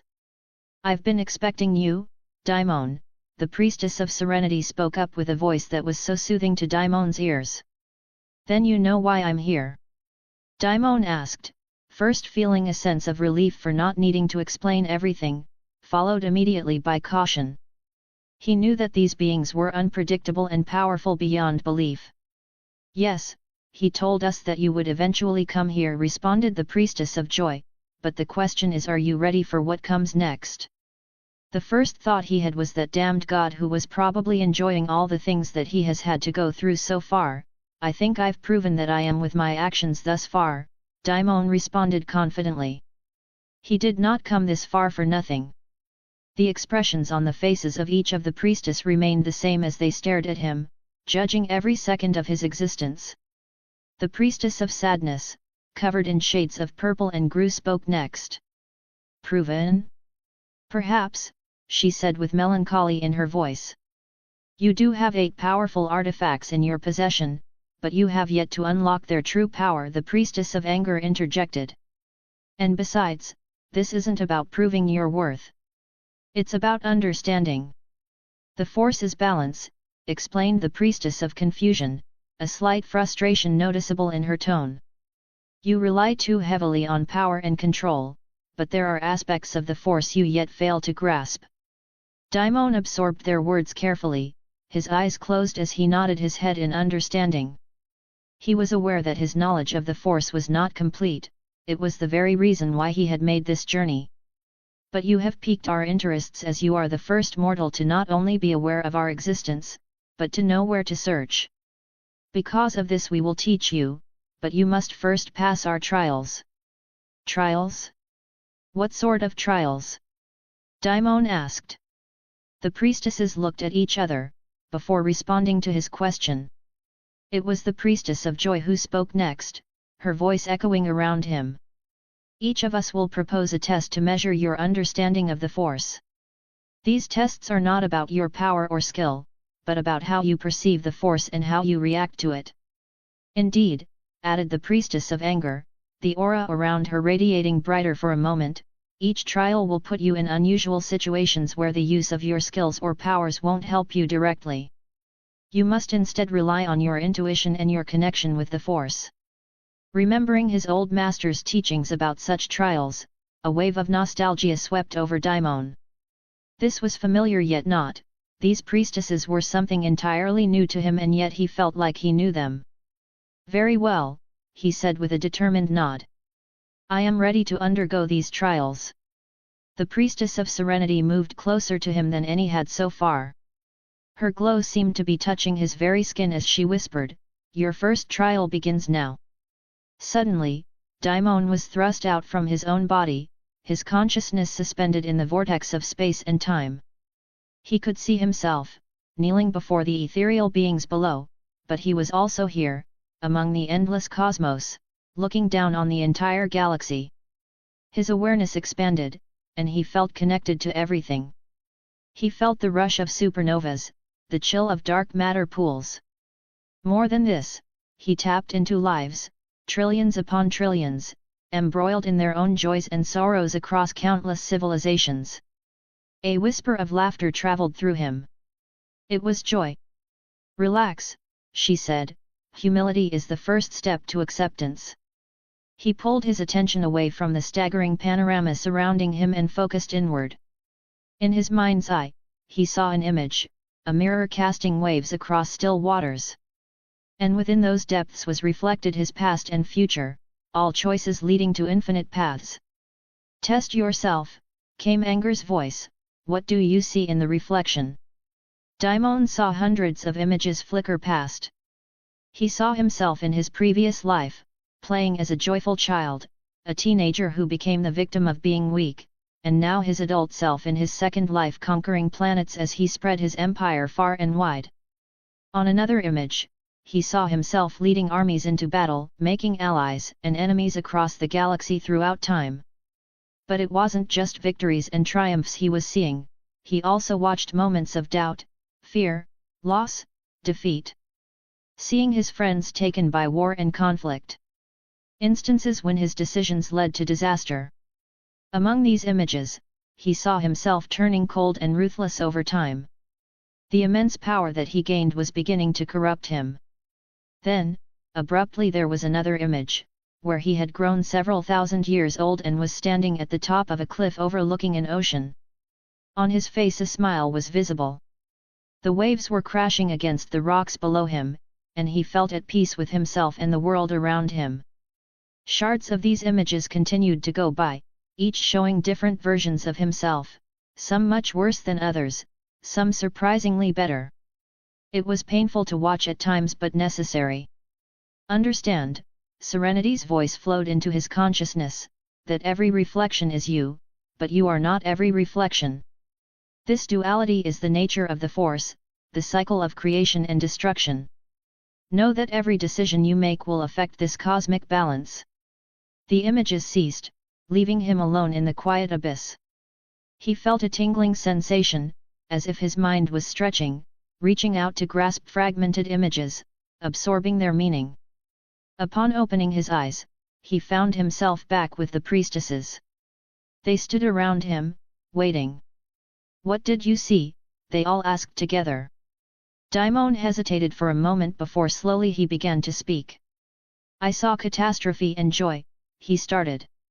"I saw myself casting a dark shadow across the star systems, acting ruthlessly in my pursuit of power. But I also saw myself standing on the edge of enlightenment, at peace with the universe. I saw choices, consequences, and potential." The priestess of confusion tilted her head and said, "You have witnessed your potential selves in the mirror of the Force. Remember what you saw here today, it will guide you in making future decisions. Each path leads to power," the priestess of anger added sternly, "but true control comes from understanding oneself and balancing it with the burdens of power." As they spoke, he felt something inside him shift, a clarity he hadn't known before. "You passed your first trial," the priestess of serenity said, "now on to the next. A/N, hope you guys enjoyed the chapter. I know some would rather more action-packed and empire-building chapters, but I wanted to showcase his development within the Force as he learned the different aspects, just to showcase how powerful he will really become, since in the future it will be impossible to measure his power, as he would have ascended into a Force god essentially. Next chapter will speed things up, but he is still a few chapters out from when the fun stuff starts that I know everybody is waiting for." Chapter 24, Cosmic and Living Force Training. With her words still ringing in his ears, Daimon found himself standing in a desolate landscape. Before him rose two obelisks made of energy, one exuding a blue light, the other radiating a fiery red. Between them, a shapeless void fluctuated, its dark maw drawing everything into its depths. "Balance and conflict are intertwined," echoed the priestess's voice all around him. "You cannot find harmony without acknowledging discord." Daimon took a deep breath and stepped forward, drawn to the monoliths. As he stood before them, he felt his own force energies gravitate towards the pillars. Exploring carefully, he connected with each entity, ice-cold serenity and blazing rage. At the same time, his mind was aflame with countless conflicts, each threatening to tear him apart: compassion against hostility, selflessness against egoism, mercy facing wrath. Yet in the space between these timeless struggles were moments of tranquility, genuine victories for serenity behind every battle fought bravely. "Each choice is a battle in itself," came the voice of conflict again. "And each victory or defeat molds you." As realization washed over him, he understood that this trial was not about choosing between either obelisk but maintaining equilibrium, heated by passion yet unbowed by tranquility's freeze. Summoning his willpower and drawing strength from every victory and defeat he had experienced thus far, Daimon extended his hands and connected himself to both obelisks. Power, pure and raw, flowed into him from the monuments. It was ethereal, otherworldly, power unfathomable and almost too difficult to control. And yet, he held on. His entire body trembled as he contained the extraordinary amount of energy within him. His mind was flooded with thousands of conflicting emotions, anger, joy, grief, hope. They all surged within him like a storm. He felt as if he were being pulled apart from head to toe, his very consciousness threatened to fracture under the sheer strain of it all. "Are you ready to surrender?" the priestess of confusion asked mockingly amidst the chaos. "No," Daimon gritted his teeth and opened his eyes, now glowing brightly with the combined energies of both monuments. "I do not yield." He reached deep within, seeking out that place of calm he had found when faced with the mirror of self-reflection. Using that, he navigated through this storm of emotional turmoil. His connection with both the monoliths deepened, allowing him to channel even more energy into himself, but with newfound control. He felt himself becoming a conduit between these two primal forces, an embodiment of the balance they represented. In his veins, ice-cold serenity harmonized with blazing passion. Amidst the noise and tumult that would have torn anyone else asunder, Daimon nurtured an internal equilibrium. He was a vessel for conflict and harmony alike, and in him they became one. "Stop!" The priestess of serenity seemed taken aback by this feat of strength and willpower. Quickly breaking the connections with the monoliths, Daimon was left panting heavily from exerting himself to his limit, but still standing, a testament to his resilience and decades of training. "You have done well, Daimon. You have shown a strength of spirit that is most rare," the priestess of serenity said, sounding genuinely impressed. The two other priestesses agreed with her statement with a nod of their heads. They stood silent for a while longer as they studied his exhausted figure. With a faint sigh, the priestess of confusion finally broke the stillness. "You've passed your second trial," she admitted. "What's next?" he asked, eager to get on with these trials. "I don't think another trial is required," stated Serenity as she glanced around to see the reactions from the others.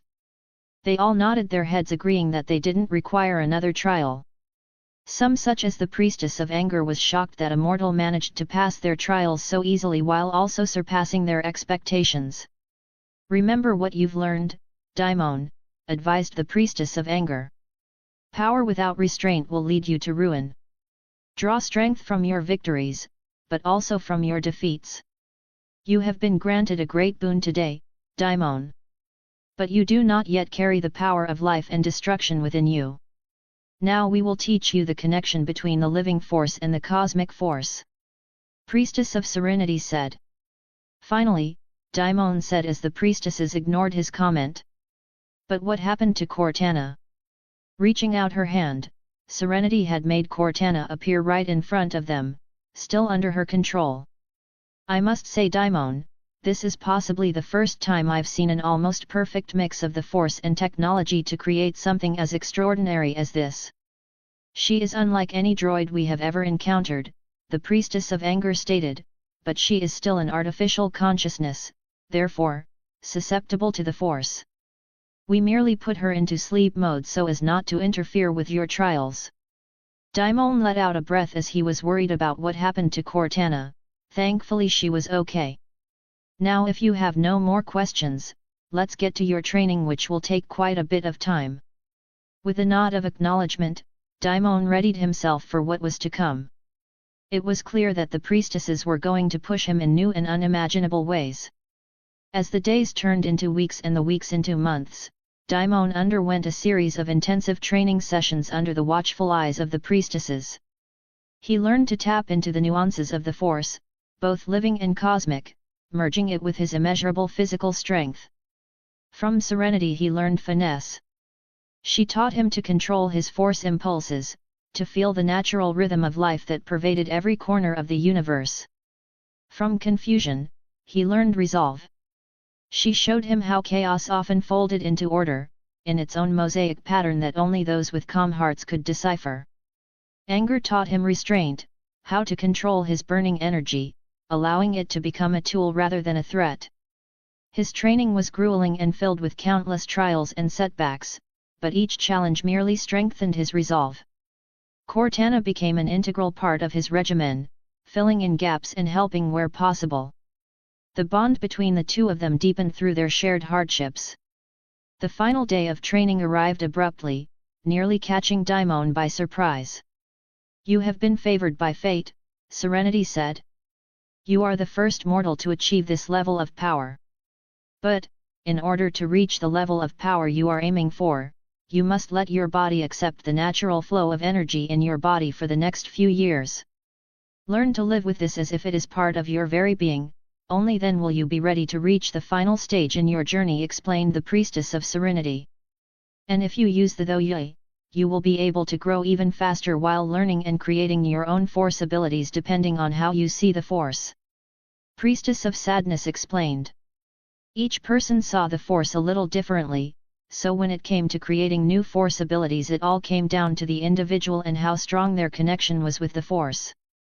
Daimon nodded, understanding the priestess' words. With these last words, the priestesses had all disappeared without saying a word and sending Daimon back to where his ship was at. It was time for him to leave the Force planet. As much as he wanted to stay, there was nothing more he needed to learn. His next destination would be to Coruscant, where he would meet with Wookiee before going to Tython to start training. 20 years ago, on Feldari, the Jedi home world. The final battle to unite the planet under Asphyllis clan was underway. Kalar had managed to either subjugate or destroy any other clan in his way for unification. Riding on top of his monstrous, hideous creature made from combining the dark side of the Force with experiments, Kalar charged through the front lines of his enemy, cutting the heads of many Jedi as he charged forward. While Jedi were considered almost immortal because of their lifespans and regenerative properties, cutting off their head was fatal to any Jedi and would result in death. His blade, filled with dark side energy, cut swathes through his foes down as if they were nothing. Blood splashed across the ravaged grounds of Feldari as his brutal march continued. Asphyllis clan had amassed a reputation for its brutality in war. They corrupted tens of millions of people using ancient Rakata artifacts and further amplified their power using the corrupted Rakata artifacts. Kalar was the spearhead of this terrifying force. He was the embodiment of their dark and violent principles. At last, after hours of relentless fighting and countless losses from both sides, Kalar found himself facing Jida, who was chosen as a leader due to her indomitable spirit amongst the resisting clans. Jida stood still and tall against Kalar's presence. Her gaze looking at the carnage around her, but she did not waver. If anything, she seemed to draw strength from her people's resistance. "You have come far," she told him, "but you will not have our surrender. Your defiance will be your downfall." Kalar yelled. "I don't defy you, Kalar," Jida said, rising her voice above the sound of the battle. "I defy what you represent, tyranny, oppression, and fear." She raised her weapon, an ancient Jedi weapon passed down through generations. Kalar swung his blade with a deadly force, but Jida managed to parry his powerful strike, and counter with her own. Their battle lasted for a while, but in the end Kalar emerged victorious. After that, following hours saw the defeat of the last few clans. With Kalar emerging victorious, he declared an end to the clan-based system and forced everybody to unite under a single banner. His banner. A harsh regime was established on Feldari, and anybody who went against Kalar was killed or used in harsh experiments. The Republic remained indifferent to these turns of events as Feldari wasn't an interest to the Republic, nor was it that developed. Plus, Feldari had long remained isolationists since being discovered by the Republic. Now that a new harsh regime had formed, the Republic didn't even want anything to do with Feldari. That was 20 years ago. Now that 2 decades have passed, thousands of Jedi have fled the planet, most of which Daimon had Cortana immediately gather to give them a job. Most were used as guards within Astralis Dynamics, while others joined the small secret mercenary organization that was created and funded by Daimon. He had future plans involving those Jedi, most of which relied upon him growing stronger. Chapter 25, Astralis Dynamics. Stepping out onto the platform, Vakarian himself was present to meet Daimon, whom he had never seen in person until this point. All of their conversations had been through a holographic interface, as Daimon had to hide his involvement in being the founder of Astralis Dynamics. "My lord, it's nice to finally see you in person," Vakarian greeted, bowing his head. The person standing in front of him, from what he was told by Cortana and from what he read about in the Republic news, was possibly the strongest known Force user at the moment. At first, when he was recruited by Cortana, he was glad to have found work so soon after fleeing his planet, but was still cautious of the whole situation. Then, after years of learning about the known galaxy, the Republic, and few other things which greatly improved his knowledge, he didn't have to think about swearing his allegiance to Daimon or not. Indeed, it is Vakarian. Just saying the name with his knowledge of Star Wars lore was a little weird. He could only imagine how the actual Vakarian is going to react when the two meet in the future. "Cortana, it's been a while," greeted Vakarian, shifting his attention to Cortana, who was standing next to Daimon. "Yes, it has been some time indeed," replied Cortana. "I trust things have been running smoothly in my absence." "All according to plan, I assure you," stated Vakarian with a nod. He then gestured for both Daimon and Cortana to follow him into the headquarters of Astralis Dynamics. The first place they were taken was the research department. It was the place where various scientists and engineers worked to create new groundbreaking technology. The most recent technological creation which was already garnering attention was the graviton engines, which were essentially more efficient hyperspace engines that reduced travel time and energy consumption. That was 5 years ago, and now, most new ships that can afford it are equipped with this engine, allowing the Republic to explore more areas of the unknown galaxy. Following them was the manufacturing and production department, which was responsible for mass-producing droids, weapons, and other equipment. Droids were the main money maker, as the ones Astralis Dynamics made were far superior to the previously popular droid model. But they were still not on Cortana's level, because why would Daimon give the Republic something as advanced as that? Next was the Corporate Intelligence and Security Department, responsible for protecting corporate secrets and gathering intelligence. They gathered intelligence on not just other corporations, but also on the Republic itself. There were many departments established within Astralis Dynamics, all with a specific focus in mind. There were also some secret departments, such as the Force Integration Technology Department, which, as you guessed, focuses on combining technologies and the Force. The last thing that Daimon saw was the Jedi who formed the secret mercenary group under Astralis Dynamics. Similar to Vakarian, all Jedi were informed about Daimon so as to not cause confusion at times like this. Standing in front of the massive group of Jedi who numbered several hundred, Daimon could see how battle-trained some of them were. Some were probably veterans who fought in the war against Kalar but were forced to flee the planet because they lost. "As many of you may know," Daimon began. "I am Daimon, and as you can see, I am a Jedi like you.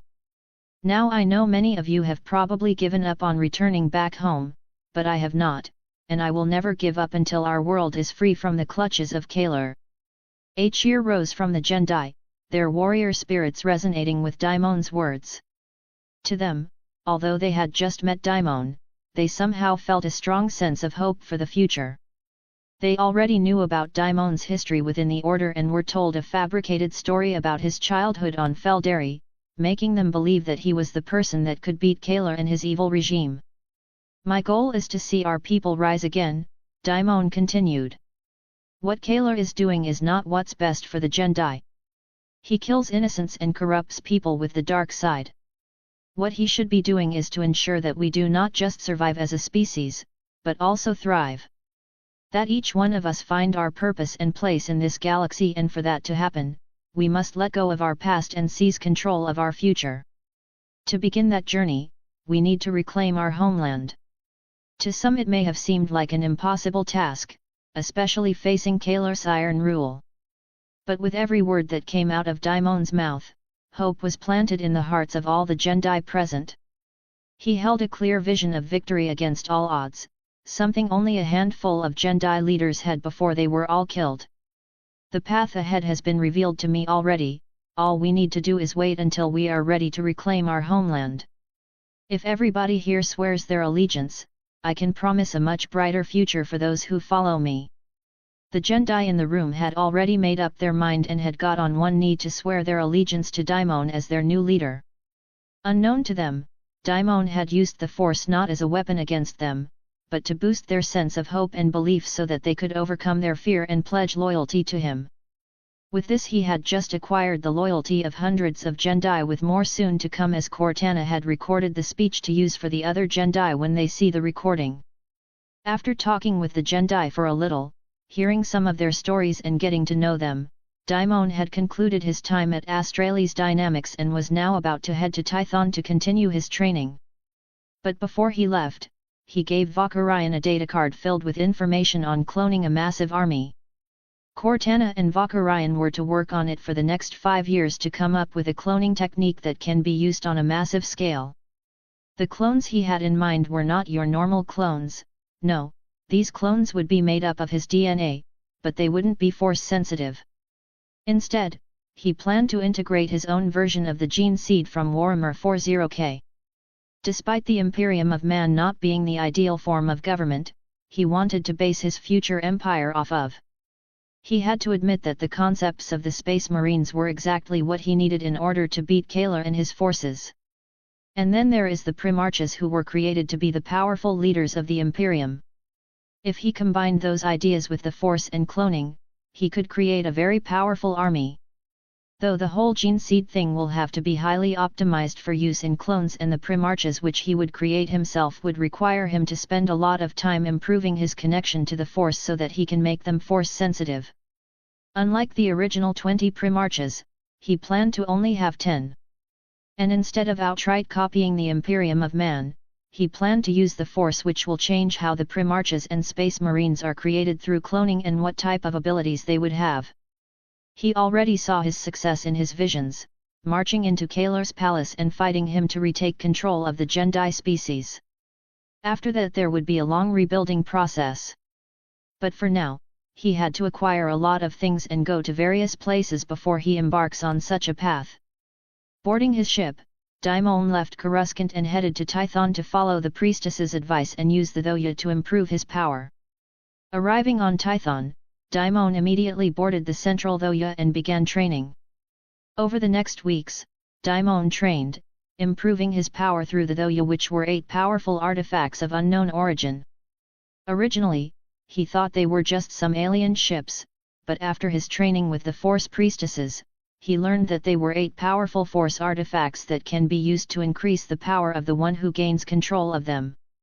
When he originally gained control of them, they increased his power tremendously, and now that he has learned about both the cosmic and living Force, he gained another level up in power. As time went on, he managed to learn almost all of the known Force abilities while also creating a few of his own. Force singularity can create a localized gravitational collapse, effectively pulling everything in a small radius into a singular point. Can be used to destroy structures, immobilize fleets, or obliterate enemies. Next was his mastery of astral projection, allowing him to extend his consciousness across the galaxy, physically influencing distant locations by creating an energy-based avatar. Basically, if he wanted to, he could be on a ship but create an avatar of himself to send to dangerous locations and such.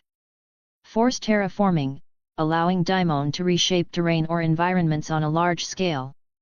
This could include creating forests, redirecting rivers, or turning deserts into fertile lands. Force amplification aura, emit an aura that enhances the physical and Force abilities of allies within its radius. Cognitive reprogramming, implant new beliefs, memories, or personality traits into a target.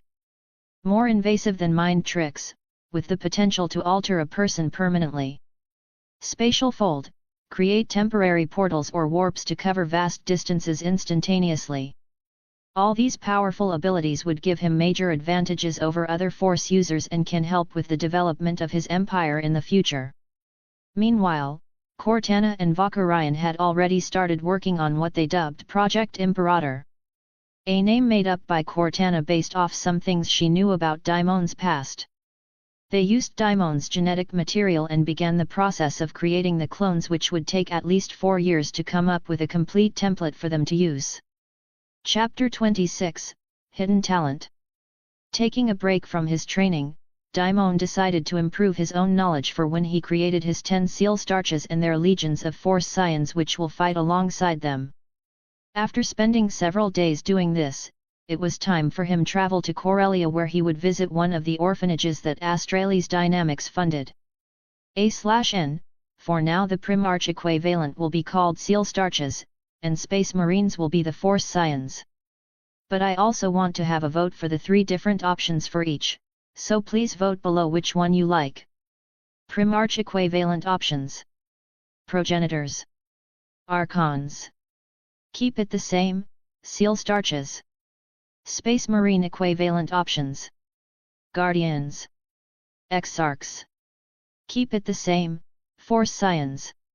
An orphanage was the perfect place to find hidden Force users that the Jedi Order hadn't managed to get their grubby little hands on yet. Mostly because they had so little Force power that they couldn't be detected, or because the Order hadn't looked in this location yet. And now, with the war already started between the Jedi Order and the Dark Jedi, Daimon could acquire some orphans whom he could train and raise from a young age to become excellent Force users. Even if they had the minimum amount of midi-chlorians required to wield the Force, by training on a Force nexus such as Tython, they could improve their Force abilities by leaps and bounds. Once the ship landed, one of the staff was already waiting to greet Daimon as he stepped out of his ship. The staff member's eyes grew wide as she saw who emerged from the ship. She knew him because he was famous throughout the Republic because of his feats as a Jedi and achievements for the Republic. Master Daimon, it's an honor to meet you. My name is Varvoza, she greeted. Nice to meet you, Varvoza, though I no longer in the Order, he informed her. Outside of the Order, it was probably not well-known knowledge that he left. Hearing that he was no longer in the Order, Varvoza was a little bit surprised to hear that and wanted to ask why, but she didn't want to waste his time standing outside. Ah, I understand. Let's head inside and we can further introduce you to our young ones. As they walked in, the children's faces turned towards Daimon, who they saw was as tall as the door. Children, this is Daimon. He's here today to spend some time with us. Can we all say hello? Varvoza announced to the children gathered in the common area. Hello, Daimon. They all said in unison. Hello, young ones, he said with a bright smile on his face. Already he could feel the faintest of midi-chlorians within each of them, but only a few that could actually grow up to wield the Force. The day was spent interacting with the children, discovering those who exhibited somewhat of a connection to the Force. As expected, several of them had potential to be trained, all they needed was guidance and the correct environment. Tython would provide just that. After spending several hours with the children, Daimon decided to adopt the 5 who could be trained as Force users. However, when he thought about it, were Force users all he needed? The answer was obvious to him, but he asked himself that question because he thought about the benefits of not only adopting the Force-capable ones, but also the non-Force-capable ones. He could train them up for specialized paths, such as military strategists, politician, engineers, and numerous other roles that needed to be filled. He could select these individuals early on and raise them to have a much better future than living in an orphanage with no parents to care for them. Looking deeper into the Force around each child, he could see a small glimpse of what they could grow up to be with or without him. With him, all of them would have good future and be able to achieve great things. Without him, only a handful of them would grow up to see moderate success, while most would have to turn to criminal activity, sending them down a path that they could not control due to their circumstances growing up. Looking at each child, he saw potential, some more than others, but it was there, nonetheless. A thought crossed his mind: with the resources and knowledge he had, he was in a position to change not just one orphan's life for the better, but all of them. And it's not like he was doing this just to feel good about himself, no, everything he did was for a reason. Varvoza, he began, I wish to adopt all the children. Not just those who can wield the Force. Varvoza looked stunned. She blinked several times as if trying to process what she'd heard.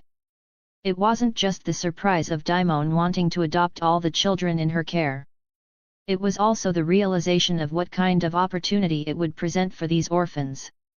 Daimon was somebody who could offer these children a better life. Master Daimon. But before she could continue, he interrupted her. A simple yes or no will suffice. She swallowed, then finally nodded. Yes. Good, he said, turning to face the children who were still looking at him. Their young eyes were wide with curiosity and hope. Children, he began, I have some news for you. How would you like to leave this place and come live with me?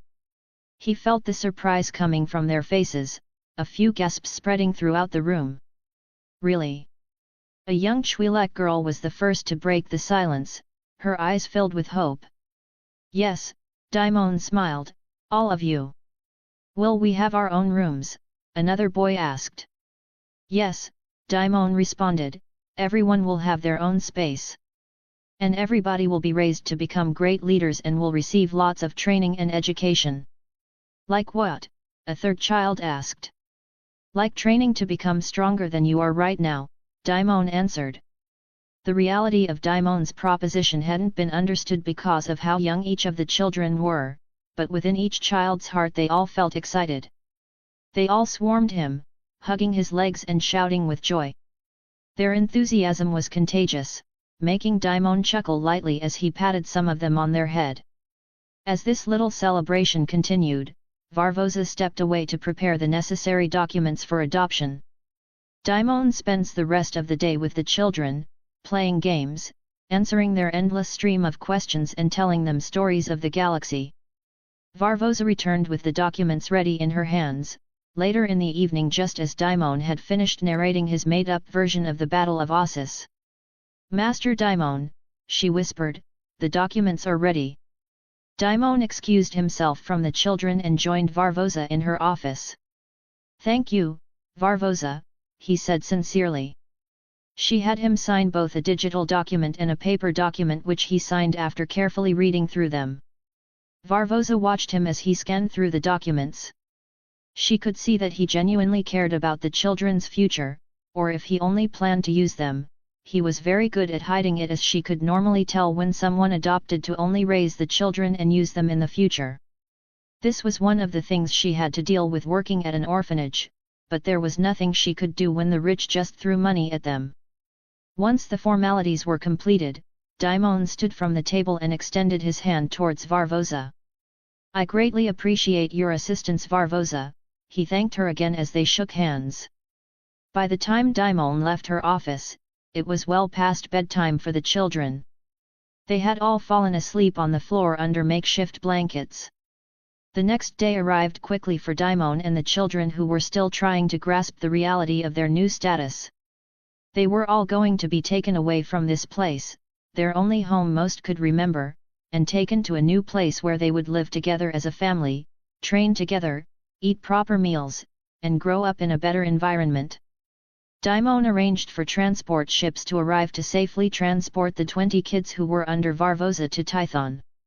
Once they arrived on Tython, the children were already set up in a massive house that was built for Daimon a few months ago. It was built to be his central headquarters/living space for him. He didn't have enough rooms for the children, but he did have enough space in his massive living room area, which is where they would be living until a space was constructed for them. The ages of the children ranged from 4 to 8, with majority of them being around 7 to 8 years old. Their training would start with basic education, reading, writing, and mathematics. Daimon knew that education was key to their success and growth. After this initial phase, those who showed potential for the Force would progress to related training. Those with other potent skills would be directed towards specialized training paths tailor-made for their abilities. He would also make sure that there was always time for fun, games, time spent outside, etc. The most important part of their growth would be their time growing up together. Now entering the year 7001 BBY, 2 years after he left the Order. He had gotten a surprise visit from somebody he never thought he would see ever again. Cortana had just returned from her visit to Coruscant, and with her she brought an interesting guest who had been looking for Daimon for the past 2 years since he left the Order. That person was none other than Sira, his former Padawan and now a former Jedi Master. Ever since the war officially started between the Dark Jedi and the Jedi Order, she had sought out her old master first because she knew he would know exactly how to deal with these Dark Jedi. But she was frustrated to hear that he had left the Order without saying anything. His reasons for leaving weren't shared with her from the Jedi High Council, making her frustrated, and that frustration only grew as her attempts to locate Daimon remained futile. When she did find leads, it led her right to Cortana at the Astralis Dynamics headquarters. After meeting with Cortana, who recognized her almost immediately, she was brought to Tython to see Daimon. Standing in front of him, she raised her hand, causing Daimon to get on one knee as she slapped him across his face. "What were you thinking, Daimon?" she demanded, her voice cold and laced with anger. "Leaving the Order without even telling me?"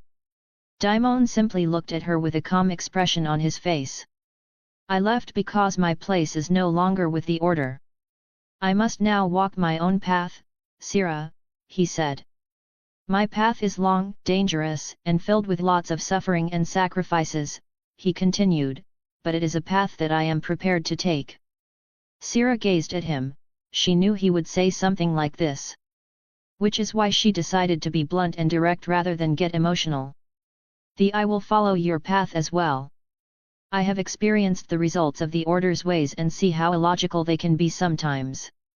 So, you have no choice but to accept me." Standing next to Sira, Cortana gave Daimon a look which basically said, "Just accept her already." So, with a heavy sigh, he reluctantly agreed. "Fine," causing her to celebrate her small victory. "But you will have to learn to live with some of the choices that I will make." Nodding her head, she showed she understood what he was saying, and she decided to add a little joke. "If it's anything like when I was your Padawan, then I won't have any complaints." Daimon shook his head before he turned around and walked back into his HQ with Sira and Cortana. He would assign Sira with new training to understand the ways of balance which he learned from the Force priestesses. Chapter 27, Order of the Balance Keepers. Thousands of years ago, before the Republic existed, and when Coruscant was called Notron, there existed the Gel, a species that lived on Coruscant alongside the Tongs. However, these two species didn't get along and ended up fighting each other for centuries. The Gel had created the battalions of Gel to fight the Tongs over the course of several centuries until a major planetary event happened. A large and powerful volcano had erupted and devastated the Tongs, killing tens of thousands of them and giving the battalions of Gel an advantage. Because of this, the Gel managed to drive the Tongs off of Coruscant. The Tongs then traveled the galaxy for a few months, until they arrived on the outer rim planet Rune. And for several thousand years, that's where they remained until now in the year 7001 BBY. A strong leader had arisen and led them to conquer a new planet for themselves. This new planet was yet to be named but would eventually be named Mandalore by the Tong themselves, who would also start to refer to themselves as the Mandalorians. With the arrival of Sira and the Force-sensitive children that Daimon just adopted, it was time to set up his own Force order. He was sitting down talking with Cortana about what he should name his order. "How about, the Emperor's Wardens? It has a nice ring to it and fit perfectly," Cortana suggested. Thinking about it, it wasn't a bad name, yet he wanted to hear all the options they would come up with. "I'll keep that one in the back of my mind." "What about something else?"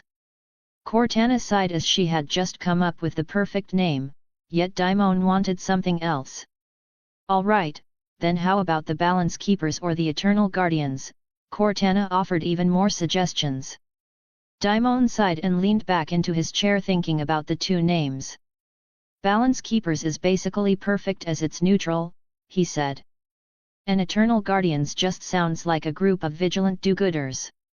So, I say we go with Balance Keepers as the main central order, while we can create something like sub-organizations within the order.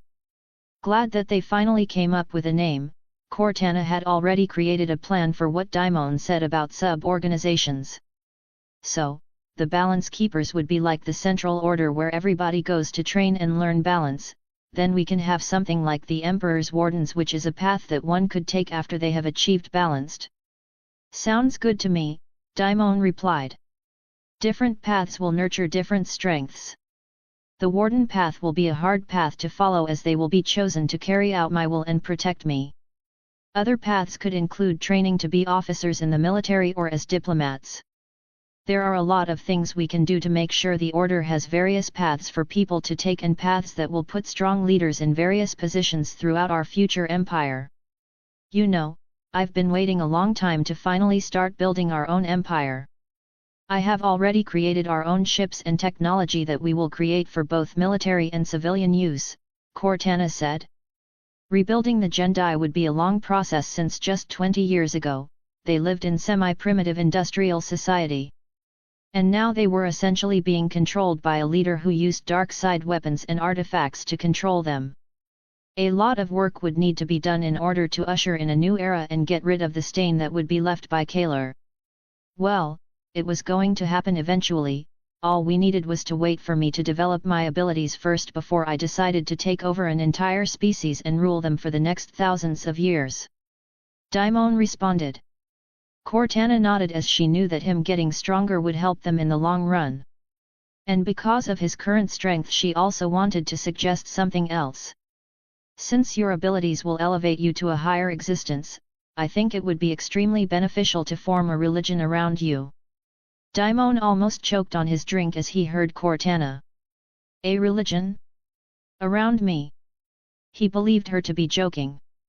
But Cortana's expression was dead serious. Yes, she said. Think about it, Daimon. A religion would cement your status and inspire loyalty among the masses. It will instill in them a sense of unity and purpose beyond the political or military structures we put in place.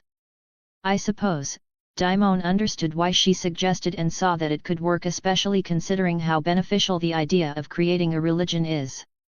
Influence was something else that he needed to be mindful about as well as power. We could use your ideas and principles of balance to give birth to a religion that will be used to unite people under you while promoting positivity and betterment, Cortana elaborated. Daimon thought about this for a while before he came to his decision. All right, he conceded. Once we retake Feldari we will create the religion. Glad that Daimon saw the benefits, Cortana started creating what she envisioned a religion set up around Daimon would look like.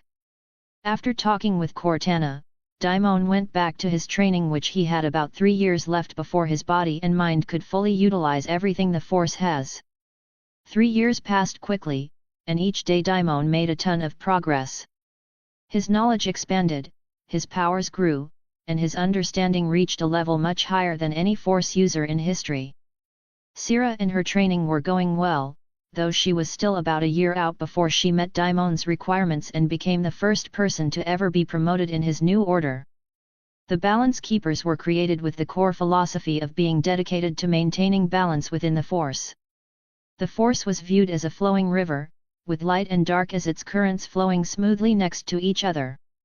The mission of the Balance Keepers was to not favor one side over the other but to ensure neither side dominates a person, as imbalance leads to chaos. The 3 guiding principles were duality without division, which meant that the light and dark are 2 facets of the same force. Both are necessary to achieve balance. Balance over power, meaning true strength comes from harmony, not dominance. And finally, the last principle was the living force, which would make the Order see the galaxy as a living entity, and the Balance Keepers are the stewards. After the guiding principles, the leadership of the Order would be centered around Daimon at the top of the hierarchy, with the Council of Six, called the Circle of Harmony, below him. Most decisions that will be made by the Council would first be approved by all 6 members before getting the final approval from Daimon. After them would be the Masters, who are senior members that guide the next generation, oversee major missions, and ensure the Order stays true to its purpose. Starting from the very beginning of the Order would the Initiates, who would range from age 4 to 12, then after proving to understand the basics of the Order's teachings they would be promoted to an Adepts, who would begin intensive mentorship under a Master. The Adepts, aged between 12 and 20 years, depending on their progress, would learn to apply the principles of balance in various complex scenarios. This stage was critical for the development of an Adept because it's where they started figuring out what path they wanted to follow within the Order.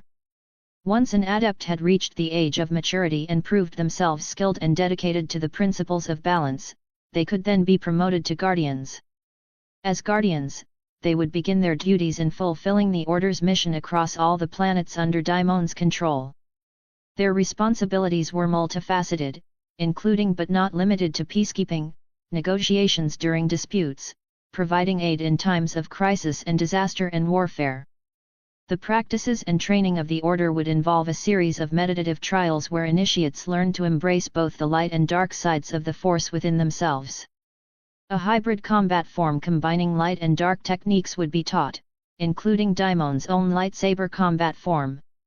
Members will train to adapt to any situation, reflecting the principle of balance.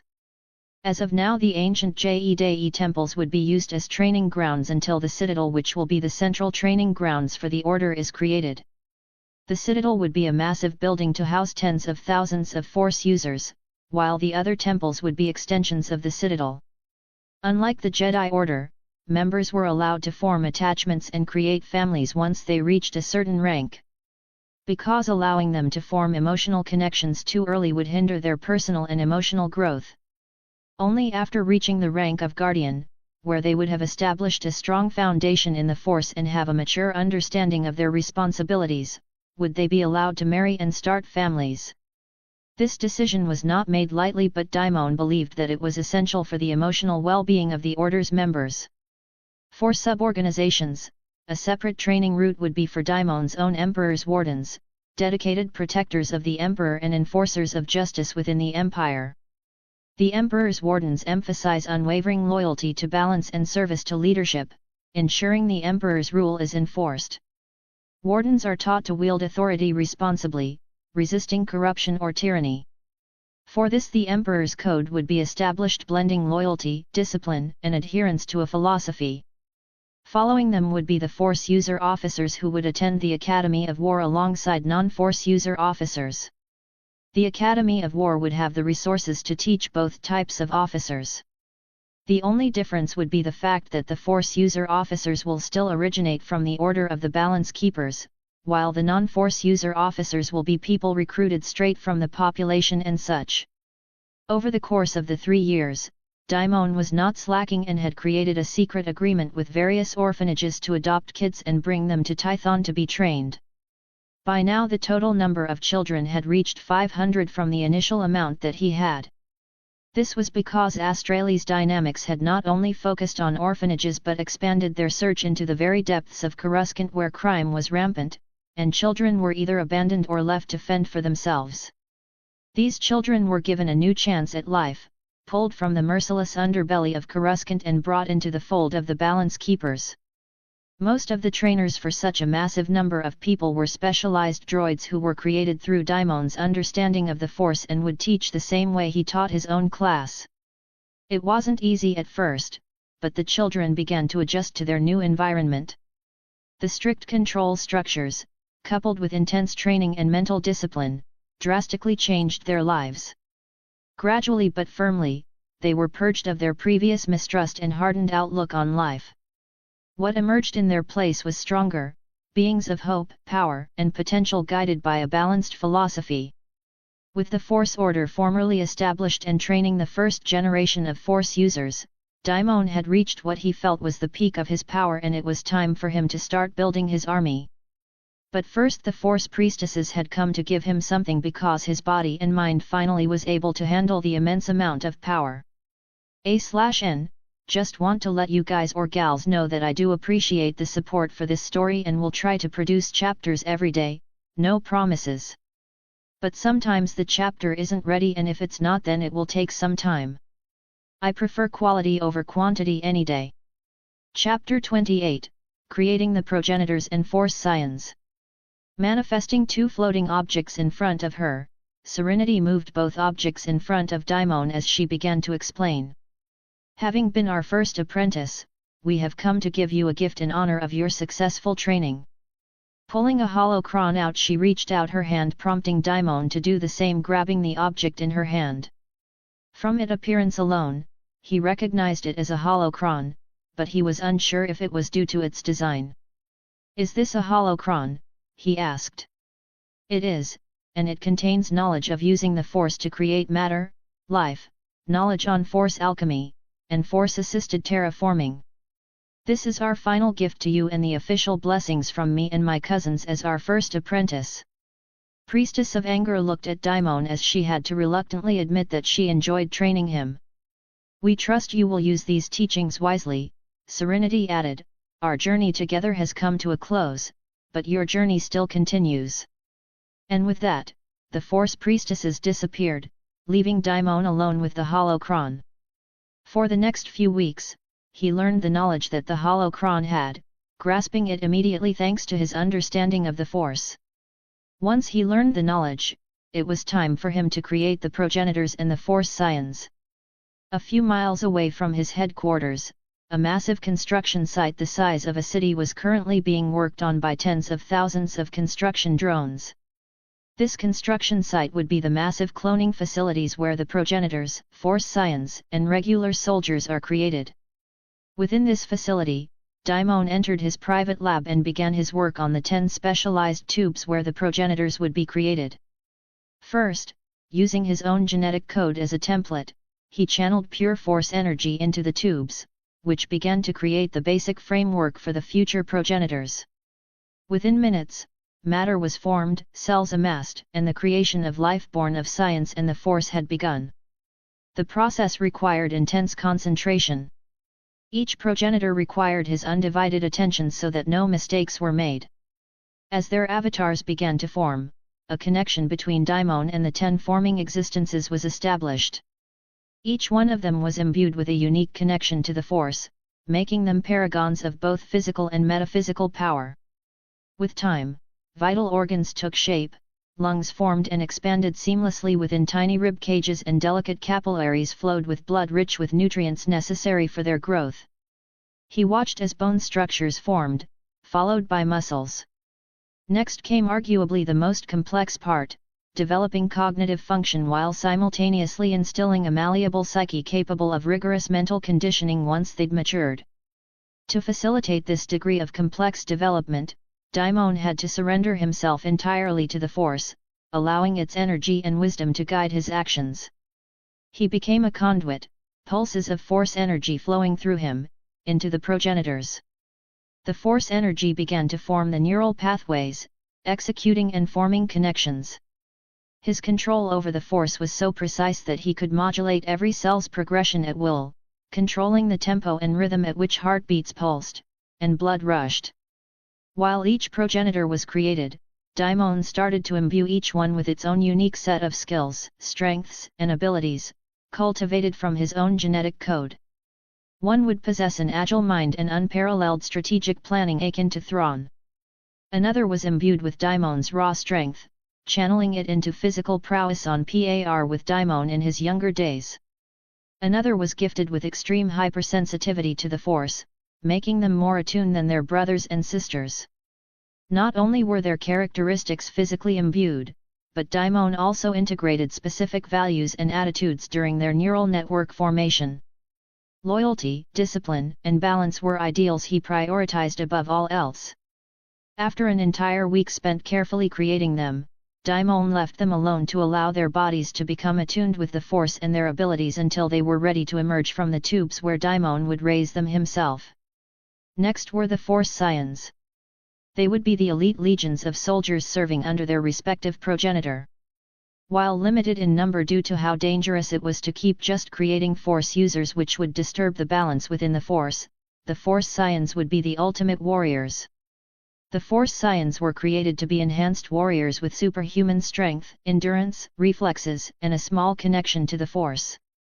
While they would be weaker than your average Force user, they would still be trained in Force-based martial arts, combining lightsaber combat, unarmed techniques, armed techniques, and large-scale warfare tactics. Every Scion would be a low to mid-level Force user, capable of telekinesis, enhanced reflexes, and precognitive battle strategies. While the progenitors slept, the Force Scions were created in another section of the lab. Each tube was filled with a swirling fluid imbued with the progenitors' enhanced genetics and Force energy. From this, their bodies began to take form. This process didn't require the same level of intense concentration as creating the progenitors, but it did demand close attention. Daimon stood atop an overlooking platform, surveying thousands of tubes filling with life. Making up the bulk of his army would be Jedi clone soldiers recommended by Cortana. These soldiers, unlike the progenitors and Force Scions, did not contain Force sensitivity but were enhanced with a combination of Daimon's DNA and those of several different species, the same genetics that made Daimon so formidable. Enhanced for strength, agility, resistance, and longevity, their primary goal was to enforce Daimon's values and orders. Daimon didn't use the accelerated growth on the clones as he wanted them to grow naturally over time without being negatively affected by the side effects of the accelerated growth. Once Daimon had put the finishing touches on the creation of his Jedi soldiers, he moved on to the final phase of his plan, creating the support staff that would care for the entire army as they grew and trained.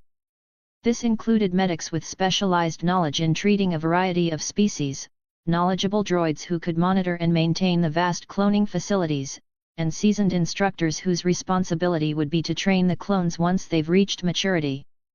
Unlike the others, the support staff would have accelerated growth so that they could already be ready for all the Force Scions and Jedi clones. Through all this process, Daimon ensured to imbue everyone he created with a sense of loyalty, understanding that maintaining control over such a large force would only be possible if they were all united under one common vision. He also implemented systems where discipline and hard work were acknowledged and rewarded, further cultivating a positive culture within his ranks. After 10 years had passed, 6,988 BBY, the progenitors, the Force Scions, the Jedi soldiers, all developed and evolved according to Daimon's designs. They developed like any other sentient being with full-fledged personalities forming as their cognitive abilities manifested. The progenitors began to show distinctive personality traits. Their strategic minds grappled with complex problems while their physical prowess grew stronger by the day. The Force Scions likewise demonstrated their aptitude for combat and strategy, honing their abilities even as young children. Daimon spent most of his time raising the 10 progenitors himself alongside a small class from the Order of the Balance Keepers. Living and growing together like this had formed an atmosphere resembling a large family or belongingness among them. Even though they were clones, there was real camaraderie between them. The Force Scions, though not as deeply connected to their creator, showed reverence for Daimon and their progenitor siblings. Their training was arduous and demanding, yet they accepted it willingly, understanding the purpose of their creation and the roles they were destined to play. As for the Jedi soldiers, they were vast in number, each a formidable warrior in their own right.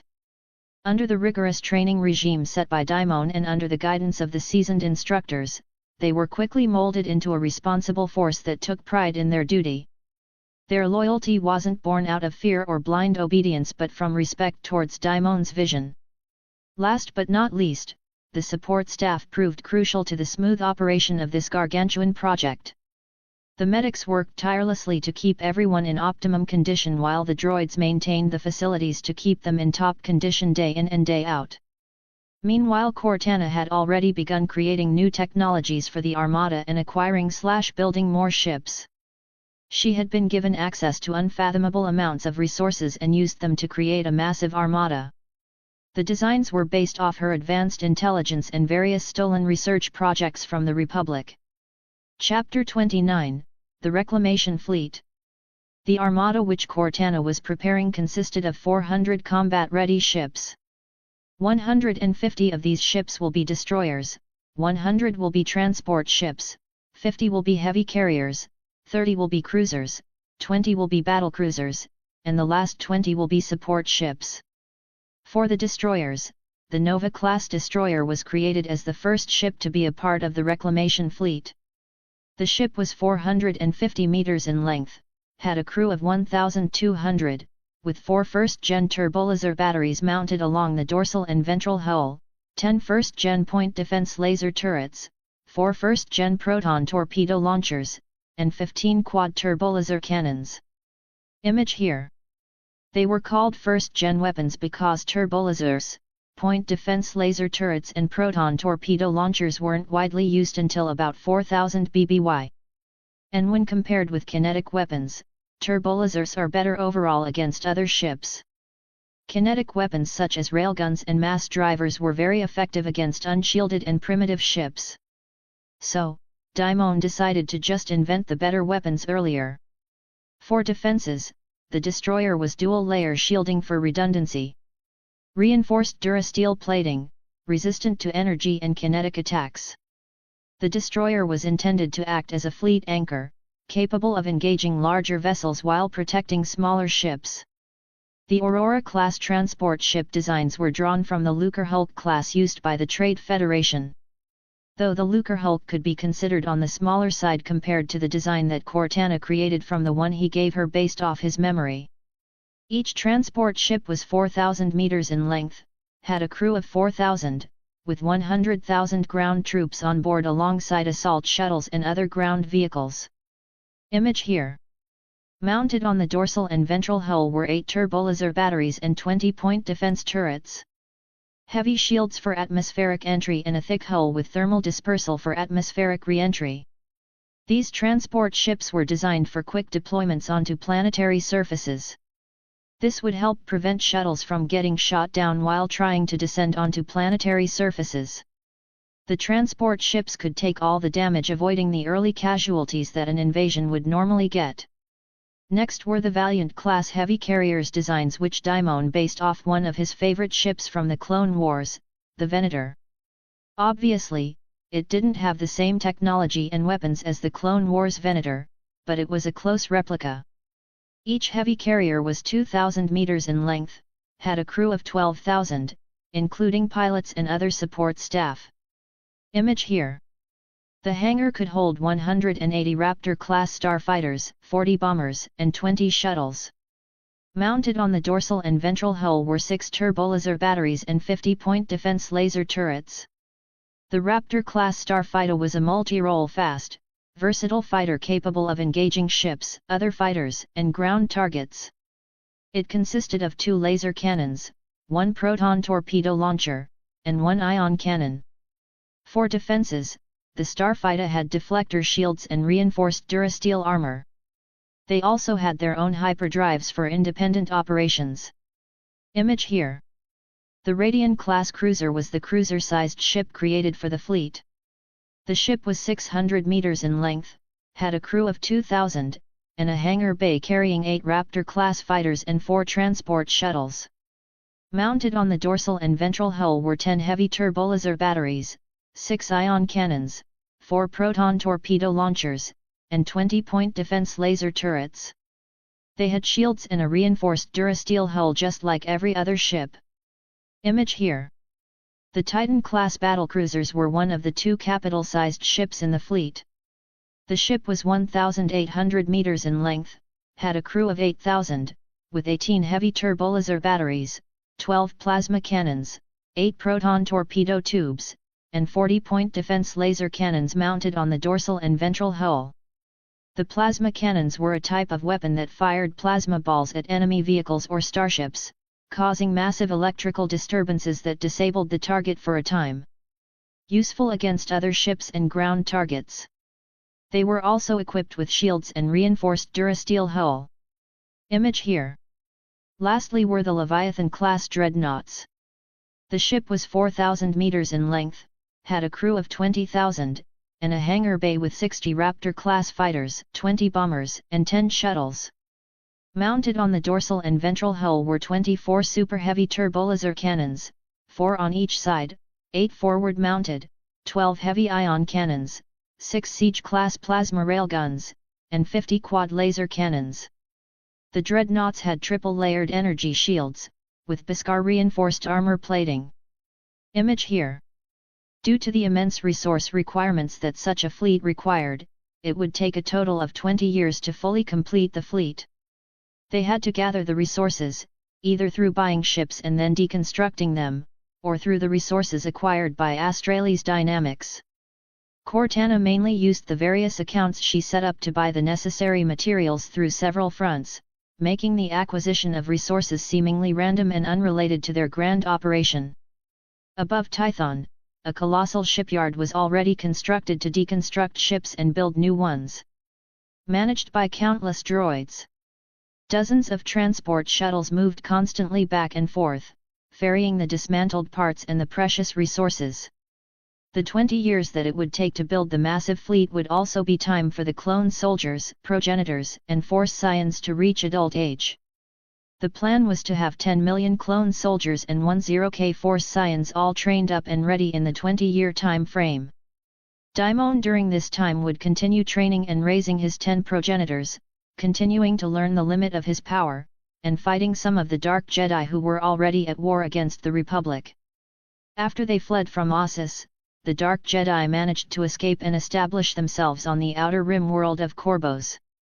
They arrived within the same year they fled, 7003 BBY, and then started recruiting mercenaries, warlords, and other Dark-aligned Force users in secret. Those Dark Jedi who had been exiled years before had started to flock to opposing side. Warlords who were interested in war with the Republic or wanted to get rid of the Jedi Order, which many criminals saw as an obstacle, had joined their side. Because Korbos was on the Outer Rim and was one of the newly discovered worlds, the Republic didn't have much assets set up within the system, allowing the Dark Jedi and all the people that joined them to gather uncontested in the system. Hundreds of ships and tens of thousands of mercenaries were gathering on the planet under the leadership of the Dark Jedi, who started using their alchemy to create monstrous armies to use against the Jedi Order and the Republic. Jedi hunters were also sent out to hunt the most powerful and influential Jedi to destabilize the Order and get rid of any potential threats. The Jedi hunters consisted of heavily augmented cyborgs, droids, or genetically created/altered creatures. These were the best options for Jedi hunters, yet they made up the least amount of them. Instead, most Jedi hunters were ordinary people. On the list created by Ahunta Paul for the Jedi hunters to hunt, were both Daimon and Sira. Now of course these two were no longer Jedi, but Paul didn't know that they had both left the Order. Daimon was at the top of his list, and Sira as his Padawan was within the top 10 of that list.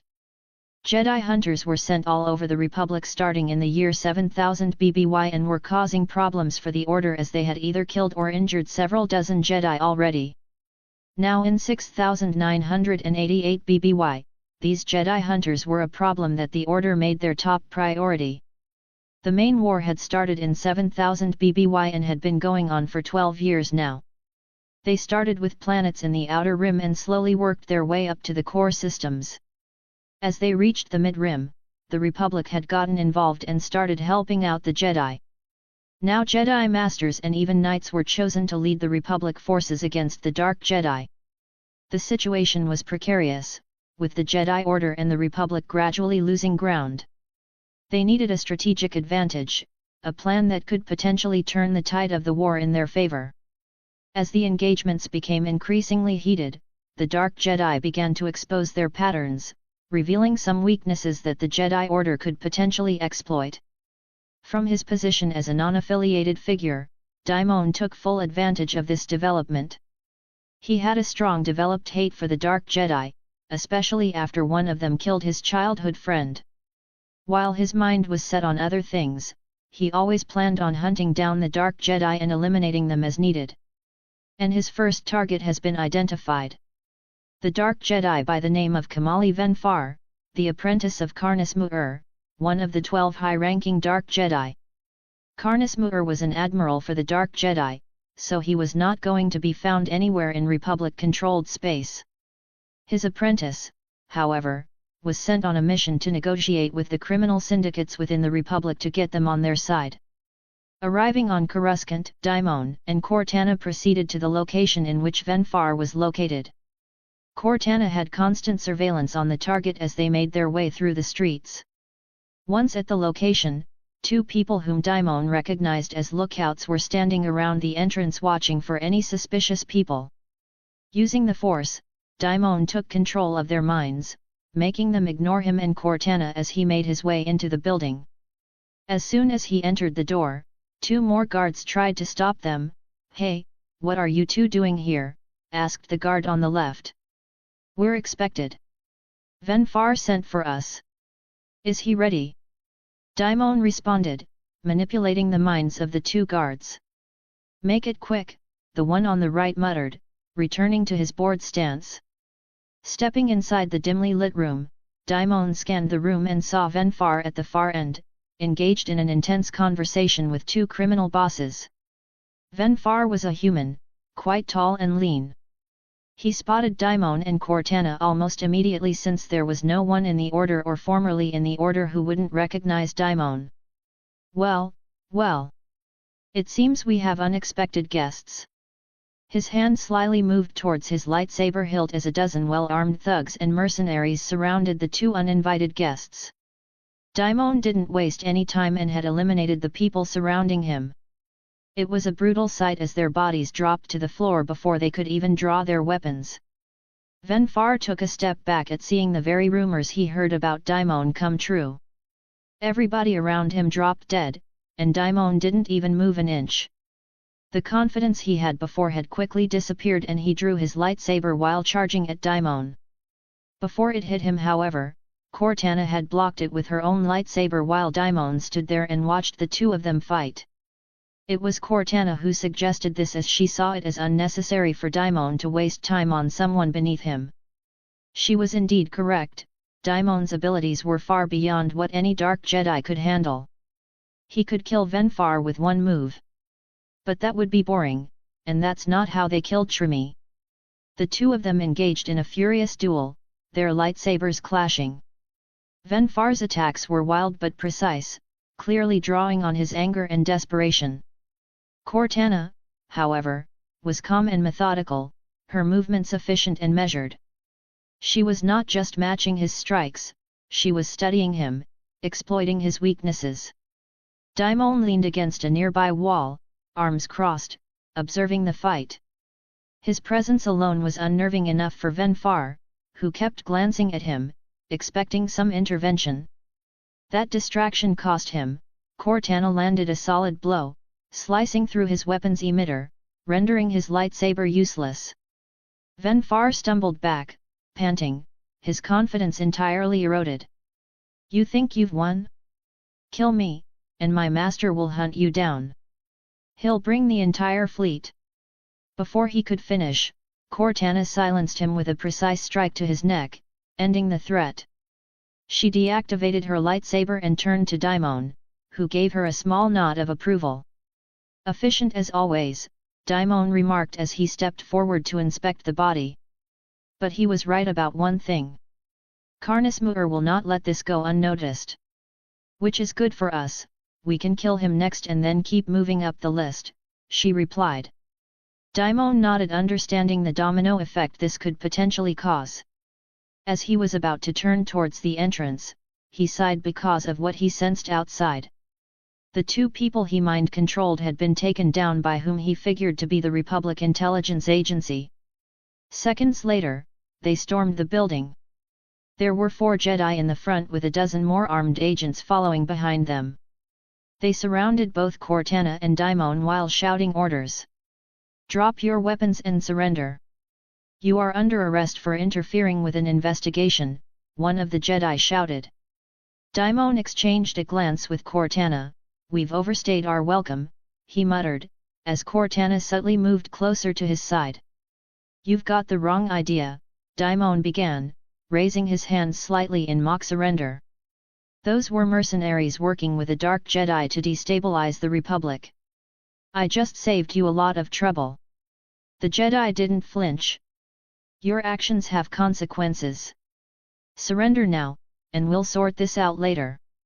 Daimon didn't care for the Republic or Jedi Order anymore, but he didn't want deal with having to fight his way through the streets of Coruscant.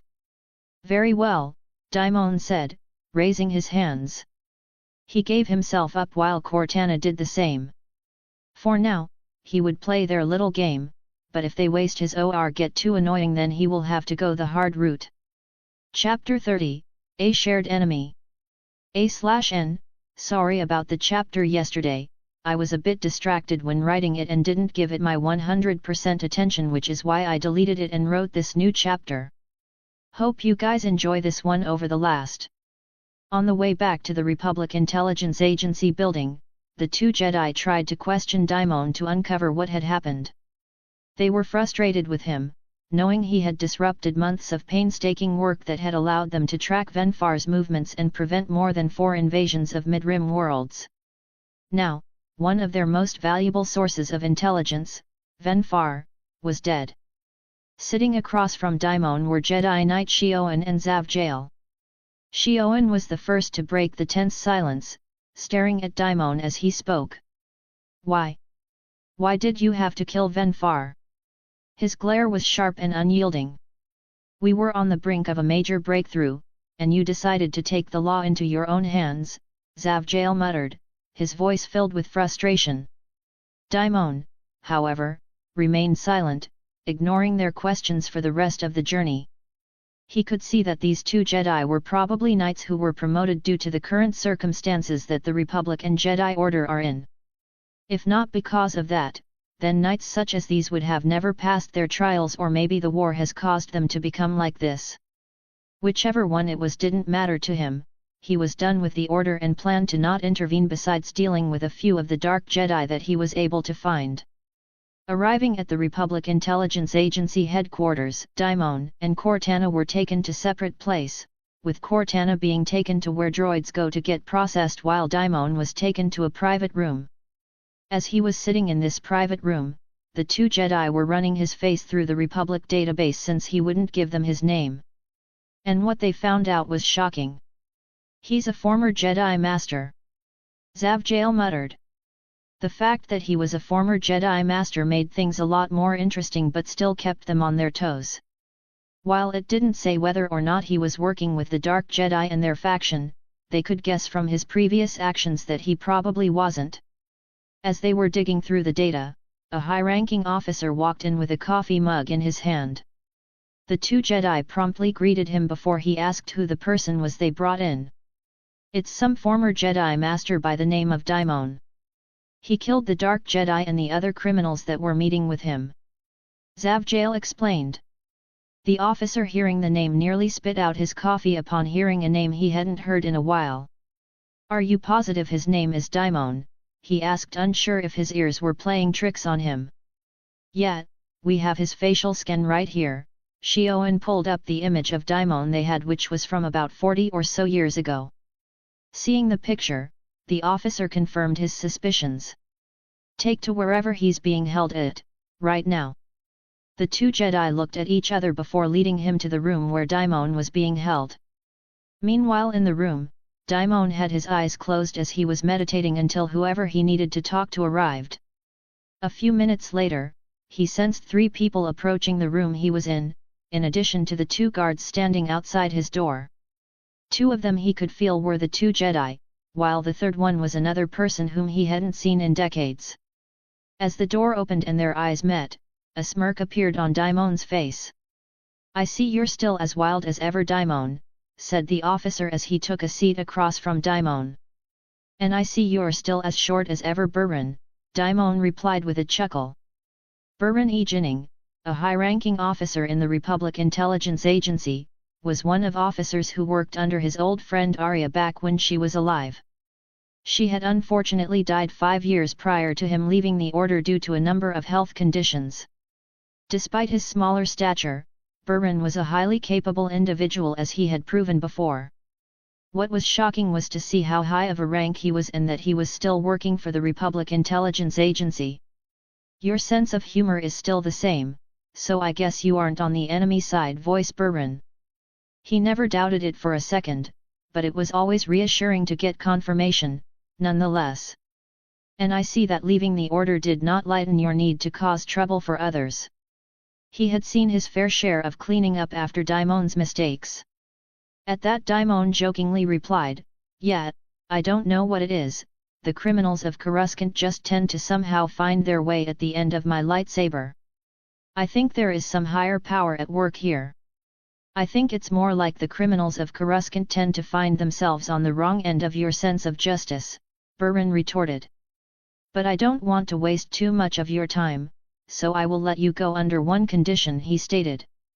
"And what might that be, Burin?" Daimon asked.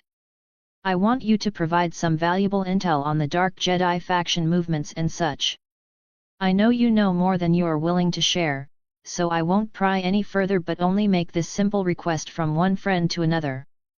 There was no point in wasting time trying to pry information if there was a much better way to get the information. "Since we're old friends, I guess I can help with that under the condition that the Republic will stay out of my when I go after those Dark Jedi." While he may not be at the top of the intelligence agency, he still had the rank to pull some strings. "Because it's you, I'm sure I can work something out," Burin replied. He knew this wouldn't be easy to negotiate at the higher levels, but he also was aware that they needed every bit of advantage against these Dark Jedi. And making an enemy of Daimon wasn't in their best interests. "I expect you to keep true to your word, Daimon. If I hear any news about you causing disruptions or unnecessary violence, our agreement ends," Burin added with a serious look, making sure Daimon understood the gravity of his words. Daimon smirked, glad that they reached some common ground. "I think we have a deal then. But remember, it's those Dark Jedi fellows and criminals who usually cause the trouble." And so, it was settled. Daimon walked out of the room not as a prisoner, but as an ally of the Republic Intelligence Agency. Burin ordered his release and had the guards take him to gather his belongings and release Cortana. The two Jedi Knights were left alone in the room with Burin, their expressions reflecting a mix of disbelief and annoyance. Zavjail finally broke the silence. "Sir, with all due respect, is it really safe to trust this man? He did just kill our only lead." Burin shook his head. "I know what you're thinking, Zavjail. He's a loose cannon, he's dangerous, he's arrogant. And you're not wrong." But he continued, leaning back in his chair, "Daimon is incredibly powerful and the most intuitive Force user I've ever met. He has an uncanny knack for making trouble, but also for unraveling it." Shioan crossed his arms skeptically. "But his loyalty lies only with himself," he countered, his voice laced with doubt. "Perhaps," Burin conceded, "but self-interest can be a powerful motivator. Daimon will act to ensure his own survival, and if that aligns with helping us, well." While two of them didn't much like where this was going, they trusted Burin to make the right choices, and the fact that Daimon was former Jedi also played a factor in how they judged him. Having been returned his lightsaber alongside Cortana and her lightsaber, Daimon left the building and returned to his ship and left the planet. He had come to do what he needed to do, now all he needed to do was wait for his next chance at attacking and killing one of the main 12 Dark Jedi. And a few months later, his chance came to fruition. The Dark Jedi known as Zirith Dral was located due to a series of intelligence activities carried out by the droids under Cortana who were created for this singular purpose. The information was then presented to Daimon, who immediately set course for the planet Kidon located in the Outer Rim. The planet had fallen to the Dark Jedi faction around a decade ago and had become a small outpost for the Dark Jedi. In addition to being a small outpost, the planet also had a small fleet of 20 ships escorting Zirith Dral. In response to this, Daimon brought with him 40 of his own ships that had already gone through their reconstruction into the new designs which were created. There were only 70 of these ships completed at the moment, with the rest still planned to be completed over the years. Arriving in the system, Daimon's fleet of ships emerged from hyperspace, forming a battle line facing towards the enemy fleet. The sudden emergence of Daimon's fleet caught the enemy off guard. Zirith Draal's small fleet scrambled to respond, with fighters launching from hangars and ships shifting into defensive positions. The Dark Jedi outpost on Kidin sent out a distress signal, but Daimon knew reinforcements would take time to arrive, and he intended to strike decisively before they could. Daimon stood on the bridge of his flagship, the Aegis, a heavily armed Titan-class battlecruiser designed to overpower the ships of this era. Cortana, fully integrated into the fleet's command systems, appeared as a hologram beside him. Enemy fleet composition analyzed, Cortana reported. 20 ships, including 2 heavy cruisers, 6 frigates, and a mix of corvettes and support vessels. Ground defenses on Kidin are just some soldiers, should be easy enough to take him out. Alright, let's see how we do in our first fleet battle. Daimon was eager to test some of his abilities, the main one being his battle meditation skill. Chapter 31, Zirith Draal. Daimon's battle meditation didn't just enhance coordination, it sharpened reactions and predicted enemy movements within the droid-controlled fleet. The Aegis led the charge, its massive ion cannons and turbolasers firing devastating salvos. The Raptor fighters darted forward in wolf pack formation, targeting enemy support vessels, weapon emplacements, and creating chaos in their lines. Destroyers and cruisers from the fleet flanked the enemy, forcing their ships into a defensive crescent.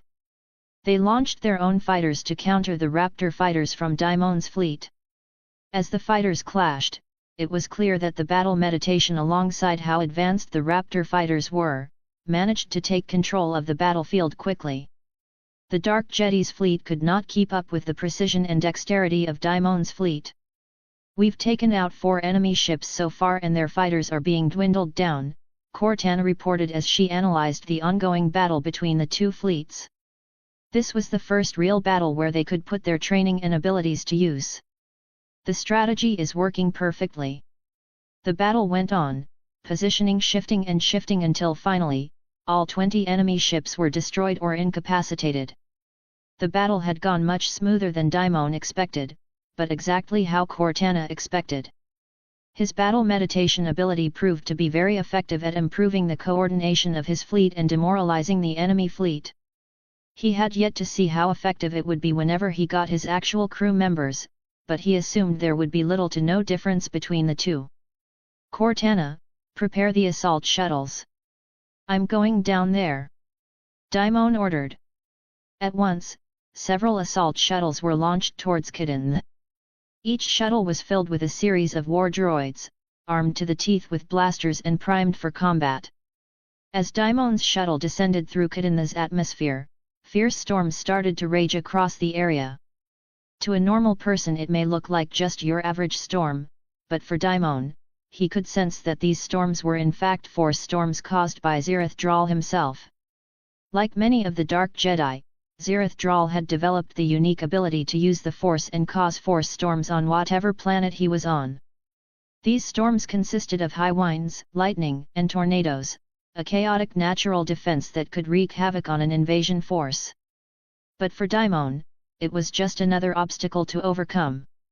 To counter this and protect his forces, he shielded the assault shuttles with the Force, preventing them from being affected by the force storms. As they got closer to the surface, Daimon could sense Zirith Draal's presence growing stronger.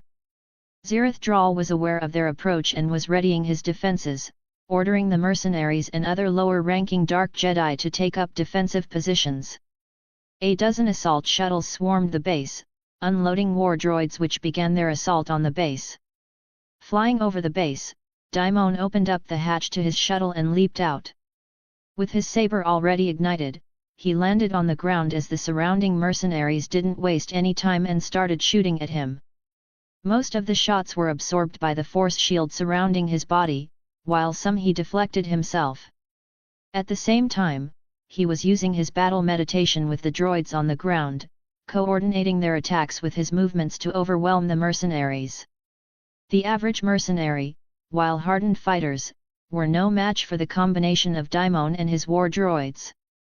But there were a few mercenaries who were equipped to deal with other force users.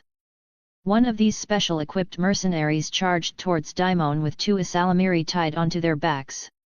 The Ysalamiri were lizard-like tree dwellers about 50 centimeters in length, native to the planet Myrkr, and had the ability to repel the Force by creating a force-neutral bubble around the mercenary.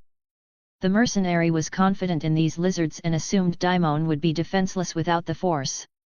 But he underestimated Daimon, who had more than just Force abilities at his disposal. The mercenary took out his own modified weapon, which was based off the lightsabers created by Daimon. It was a light whip, which he started swing towards Daimon, hoping to keep him at a distance. Despite him seeing Daimon as useless without his Force powers, it was still evident for all to see how strong Daimon was. It would take somebody lacking even the most basic form of intelligence for them not to how powerful Daimon was physically. He swung the whip at Daimon a few times, hoping to keep him at a distance. However, the mercenary forgot one thing. While he was protected against any Force attacks, he also couldn't stop Daimon from using Force abilities on or around himself. Channeling the Force to enhance his physical strength and speed, Daimon instantly closed the gap between him and the mercenary. The whip, mid-swing, failed to connect as it was grabbed by Daimon, wrapping around his arm. Unlike actual lightsabers, a light whip didn't have as strong of an emitter that a lightsaber had, making them not that deadly to powerful Force users. With the whip wrapped around his arm, he pulled the mercenary towards him, kicking him directly in his chest, which sent the man hurtling into the ground. The force of the impact left the mercenary unconscious on the ground. The Ysalamiri that were forcefully strapped onto his back had gotten injured from the fall and were on the verge of dying. To prevent this, Daimon walked up to the mercenary's body and healed the Ysalamiri, while removing the device which kept them entrapped. In response to this, the Ysalamiri had climbed onto Daimon's back and onto his shoulders. They had become attracted to his Force energy after he healed them and saw him as a safer option compared to their previous captors. Turning back towards the battle, Daimon saw his war droid making short work of the remaining mercenaries. The battle was almost over. All he needed to do was take out the Dark Jedi and then it would be over. Approaching what looked like the primary entrance to Zirith Dral's base, Daimon opened the door and made his way through the mercenaries inside.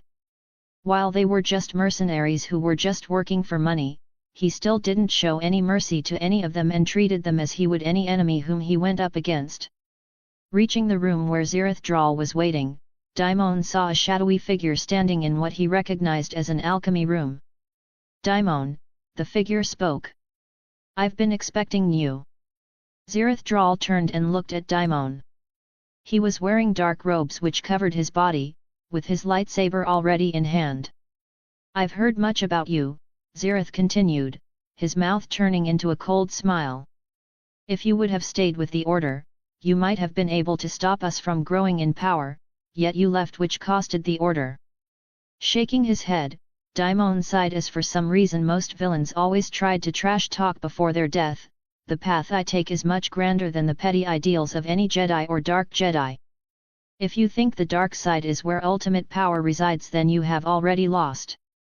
Taking off his robe, Zirith ignited his lightsaber and took his stance. Daimon just stood there staring at Zirith, who was getting angry because he felt like Daimon was looking down on him. With a mighty roar, he charged at Daimon, swinging his lightsaber in a downward arc. Daimon leaned back, dodging the strike while at the same time attempting to sweep Zirith from under his feet. Zirith managed to jump over Daimon's attack as he pressed forward, this time thrusting his lightsaber straight at Daimon's stomach. Daimon sidestepped, redirecting Zirith's momentum. Zirith stumbled and growled in frustration as he spun around, unleashing a ferocious barrage of strikes. Each attack was wild and fueled by anger. Daimon met Zirith's blows with his force-infused hands, intercepting every strike without the need for his lightsaber. Zirith's anger and frustration only grew. Here he was fighting to kill him, yet Daimon was fighting him like he was some plaything. Fortunately, Zirith didn't know that not only was Daimon fighting without his lightsaber, but he was also using battle meditation at the same time. If he knew this, he would probably be completely consumed by his anger. "You fight like a wild beast," Daimon said, "emotion doesn't win battles." Zirith snarled, stepping back and extending his free hand, as he hurled a wave of force lightning at Daimon. Daimon raised his left hand, catching the lightning in his hand, and added some of his own energy before redirecting the energy back toward Zirith, who tried to deflect it with his lightsaber. But the force lightning, which was now enhanced with Daimon's force energy, had overpowered even the lightsaber, destroying it entirely. Before Zirith could recover, Daimon reached out with the force, pinning him in place. He tried to free himself, but he was helpless against the overwhelming power that held him. Before he could utter any words, his body began to twist and fold. In his final moments, his only thoughts were about what he would do if he had the power that Daimon had. He could have been the greatest Force user ever and could have used his powers to end the Jedi Order and replace it with a new religion focused on the dark arts. Cortana, Daimon said, activating his communicator. Zirith is dead. Secure the base and prepare to retrieve any useful data. I want everything they've been working on. Already underway, Cortana replied. The war droids have secured the remaining areas. This victory was rather decisive, and we have managed to gain a lot of combat data. Good, Daimon replied. The first of many battles had been won. Now all he just needed to wait until the location of the other Dark Jedi are found and then kill them as well. A few hours later, they managed to wrap things up with a few mercenaries being taken as prisoners. Daimon extracted what information he could from them before sending them to the Republic. He himself returned to Tython to resume his duties. Chapter 32, The Prelude to the War. 10 years later, 6978 BBY. Daimon, age, 72. For 10 years, Daimon focused on training the current members of the Balance Keepers, raising the 10 progenitors who were technically his sons alongside the 10,000 Force Scions. Unlike the 10 million cloned Jedi soldiers, the progenitors and Force Scions were created through the Force. Their bodies, minds, and every atom of their existence were created by Daimon using the cosmic and living force, making them different from the clones who were created from his genetic pool. But no matter how they were created, he valued each and every one of them. He made it known to them that despite how they were created, he loved them all equally. This made each one of them eternally loyal to Daimon, whom most saw as not only their creator, but a father figure as well. And whenever Cortana found the locations of any of the remaining Dark Jedi, Daimon went out of his way to go and take care of them. Now only 6 of the original 12 remained living, giving the Republic and Jedi Order a significant advantage in the war. Because of this, a rumor started spreading about some tall buff person in golden armor running around and killing the Dark Jedi and their disciples by the dozens. The golden figure became a symbol of doom for the Dark Jedi and their faction. During one of his encounters, the Dark Jedi tried to uncover his identity by using 2 of their core members to lure him into an ambush and overwhelm him with their best mercenaries. However, they had no idea how powerful the person they were going against was. As a result, everybody sent to ambush Daimon died. From then on, the golden figure had become feared throughout the galaxy as some unknown powerful figure that hunts Dark Jedi. Regular civilians were curious about the figure, while criminals feared crossing paths with him. His name, not known to the masses, became a whispered legend all over the Republic. Some called him the Golden Reaper, others, the Unseen. For the last 6 Dark Jedi, Daimon had largely ignored them because he had other priorities at the moment. The 10 progenitors alongside the Force Scions had reached 20 years of age, each one already powerful Force users. The first of the progenitors was Kale Thorin, who was also given the nickname the Unyielding Bastion. He was raised to be the defender of Daimon's future Imperium and the protector of his divine will. Kale believes in Daimon's ability to bring upon a new age for the Jedi and the galaxy as a whole and has taken an oath to become the shield of the Imperium. Second was Syra Vera, or the Blade of Balance. She was raised to be the enforcer of justice and the executioner of Damien's decrees.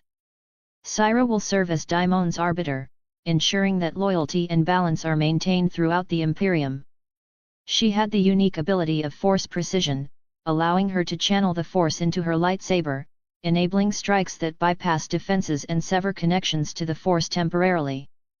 Third was Orin Volkar, or the Architect of Unity. He was raised to use the Force as a tool to build harmony and structure. True power lay in order and cooperation, two things which he wholeheartedly knew Daimon would bring. He would serve as the Imperium's architect, reshaping planets to sustain colonies or serve as military strongholds. He had the unique ability to force terraform planets similar to Daimon. Fourth was Lyrine Voss, or the Stormcaller. She was raised to be the supreme strategist of the Imperium, leading the vast armies into war alongside her brothers and sisters. Having the position of supreme strategist, she would be in charge of the Imperium's military. She had the unique ability to manipulate atmospheric conditions, summoning destructive storms to ravage enemy forces while empowering her own troops with a surge of force energy. Daimon made sure that this position would in no way cause problems with the other progenitors.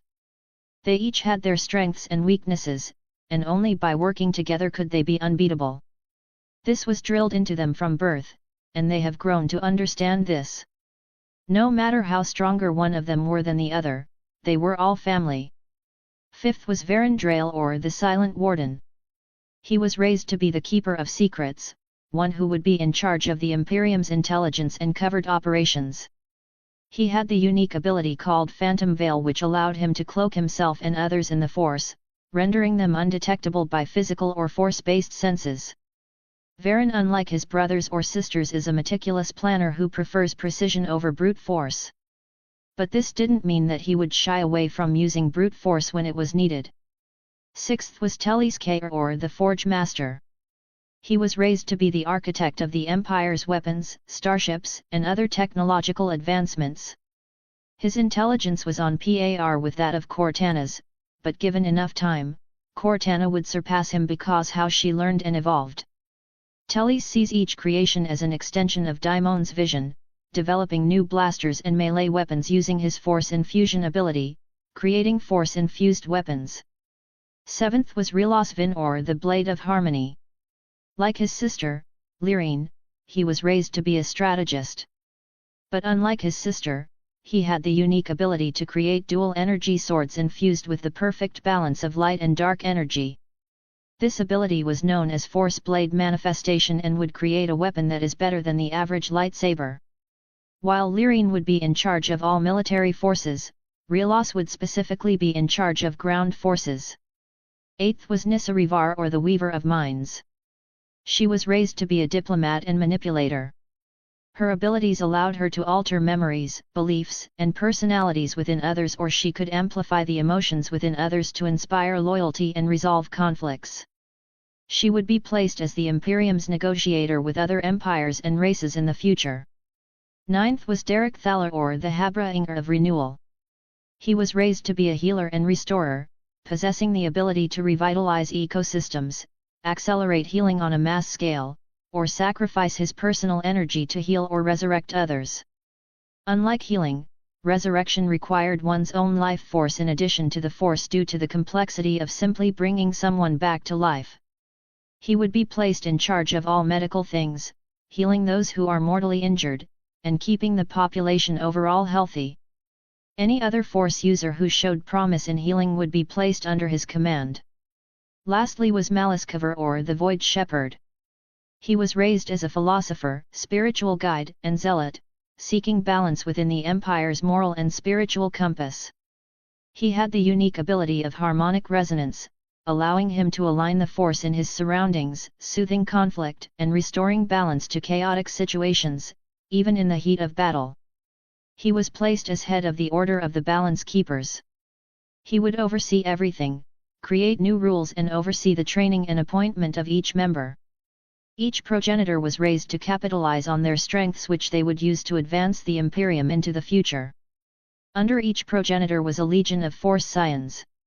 Each legion numbered 1,000 Force Scions who were all created to have the same abilities and characteristics of their respective progenitors. The armor for legions split between two variants of exosuits. Vanguard exosuit, Sentinel exosuit. These two variants were the Vanguard exosuit and the Sentinel exosuit. The Vanguard exosuits, worn by the offensive legions, were designed for attack and speed, engineered to be light yet extremely durable. The armor boasted a streamlined silhouette, optimal for quick maneuvers during combat. It was also fully compatible with a variety of armaments, offering flexibility in battles. The Sentinel exosuits, on the other hand, were designed for defensive legions. They were more robust and resilient than their Vanguard counterparts, built to withstand heavy assaults from enemies. The suits provided optimum protection with reinforced armor plating. These suits were designed to make the wearer stand as a behemoth against all forces. Both exosuit variants were designed with stealth tech and integrated focus crystals enabling force enhancement. The suits also had built-in life support systems, field medic kits for immediate first aid and advanced interface for smooth and easy communication between legions.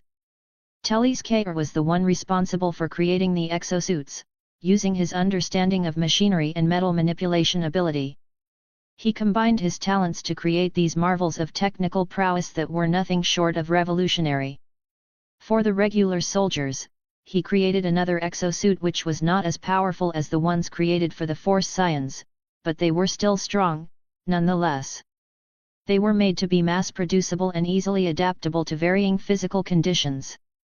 Recognizing the need for both offense and defense, the standard exosuits, known as the Aegis exosuits, incorporated features from both Vanguard and Sentinel suits, providing durability, agility, and decent protection to the wearer. Aegis exosuit. Designed to keep the soldiers safe from a wide variety of threats, each exosuit was equipped with strong, lightweight armor plating that could resist energy blasts and most forms of physical attacks. The suits also had advanced life support systems, emergency field medic kits similar to their elite counterparts, and a powerful interface for communication within squads and command units. The Order of the Balance Keepers had reached 4,000 members, with 2,500 of these members being integrated into the vast 10 million manned army that Daimon had. The rest were either children still training, or those working in various administrative and logistical capacities. With everything ready, the time had finally come for Daimon to retake Feldari and form his own imperium. Standing within the vast gathering area, Daimon was standing before the 10K Force Scions and the progenitors. Already on their transport, the 10 million soldiers watched on the holographic screens as it would take too long to address millions of soldiers and then have them all transported to their respective ships. Gathered Force Scions. Standing next to him was Sira, who had mastered Daimon's lessons, allowing her to increase her lifespan through the Force. Today, Daimon began, we begin our campaign to take back our home world from the darkness which surrounds it. Those who oppose us will be met with our might. We carry within us the Force, a power that is woven into the very fabric of the universe. Let it guide your blades, lend patience to your minds, and strength to your hearts. Everybody was quiet, tentatively listening to Daimon's speech.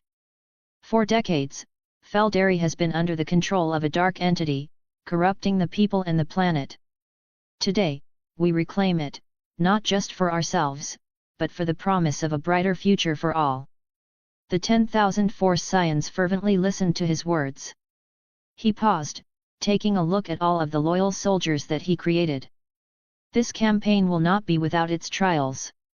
There will be sacrifices made, but remember, every step we take forward, every life given for this cause, forges a path towards a future where all can live free from the fear of darkness. And remember, he announced, should you ever fall in this battle, know that risking your lives is not a heedless sacrifice but the most honorable act one can deem. Because true victory lies not only in triumph but also in the sacrifices made to achieve it. He stepped forward, lifting his hands as if to encompass the entirety of the gathered force. Remember this, you are not merely soldiers. You are the bearers of a new age, the embodiment of the Force's will. Each of you, from the humblest soldier to the mightiest progenitor, carries a purpose that transcends yourself. Together, we are unstoppable. Together, we are eternal. The troops erupted into a roar of approval, the sound filling the massive gathering area and echoing across the fleet. Sira, standing beside him, placed a hand over her heart. She may not be a Jedi herself, but she wholeheartedly believed and supported what he was doing and was glad to be a part of it. The Force Scions started boarding their transport, while Daimon boarded his own. Once on board his capital ship, the fleet moved into position to jump to hyperspace. "All ships are in position, my lord," reported the navigational officer. Giving a nod to the navigational officer, the entire fleet jumped to hyperspace towards Feldari. The war to reclaim the Jedi homeworld had begun. Chapter 33, Let the Invasion Commence. And while Kalar had the knowledge of the dark artifacts left behind by the Rakata, he didn't have the knowledge on how to create new technology or build ships. Nobody from the Republic wanted any part in Feldari after he took over, preventing any outside investment. The Dark Jedi tried to reach out to Feldari, yet Kalar didn't like them as they wielded the powers of the Force naturally, while he couldn't. His power came from artifacts which made him incredibly strong and allowed him to corrupt others using the artifacts. In fact, he has almost 200 million Jedi corrupted by his artifacts, which is half of the entire population. Nearing the orbit of Feldari, the Liberation Fleet had begun to launch wings of fighters in preparation for the invasion of the planet. Surrounding Daimon's capital ship, the Aegis, were the 8 Thoya ships. They were here to counter the effects of the Dark Jedi's own artifacts and allow Daimon to spread his own force power throughout the planet. The 8 Thoya would be positioned in 8 different locations around the planet to act as amplifiers, thus neutralizing the influence of Kalar's dark artifacts and enabling Daimon to extend his force power over the entire planet. Each Thoya ship would be defended by 100K Jedi soldiers and one of the 10 Force Scion legions. The remaining 2 legions would be leading offensive combat efforts to across the planet, taking key locations, and assisting the regular soldiers as needed. Once the entire world was engulfed in his energy, Daimon would be able to significantly improve their combat abilities and coordination across the entire planet, while also weakening the enemy forces. After that was done, he would take the fight directly to Kalar and eliminate him once and for all. The tactical display lit up as the Liberation Fleet began its assault on Feldari. Since the planet had no defense fleet, Daimon had the fleet target the defenses that the planet had before they descended into the atmosphere. Using the Force to locate the defenses from orbit, he gave each ship their targets. Hundreds of turbolaser bolts were shot out from the fleet heading directly towards the planet, hitting key defensive locations and strongholds. Immediately after they hit, Daimon ordered the fleet to begin the next phase.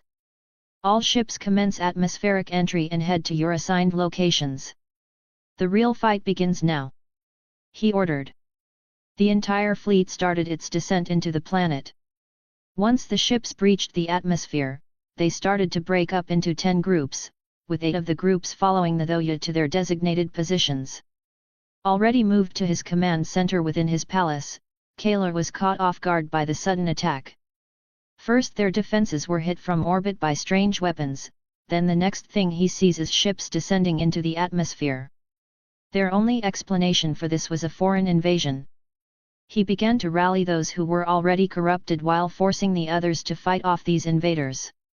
Any who didn't want to fight would be killed, he had no need for the unwilling. The first wave of Jedi troops had landed in key locations around the world, setting up command posts and their logistics.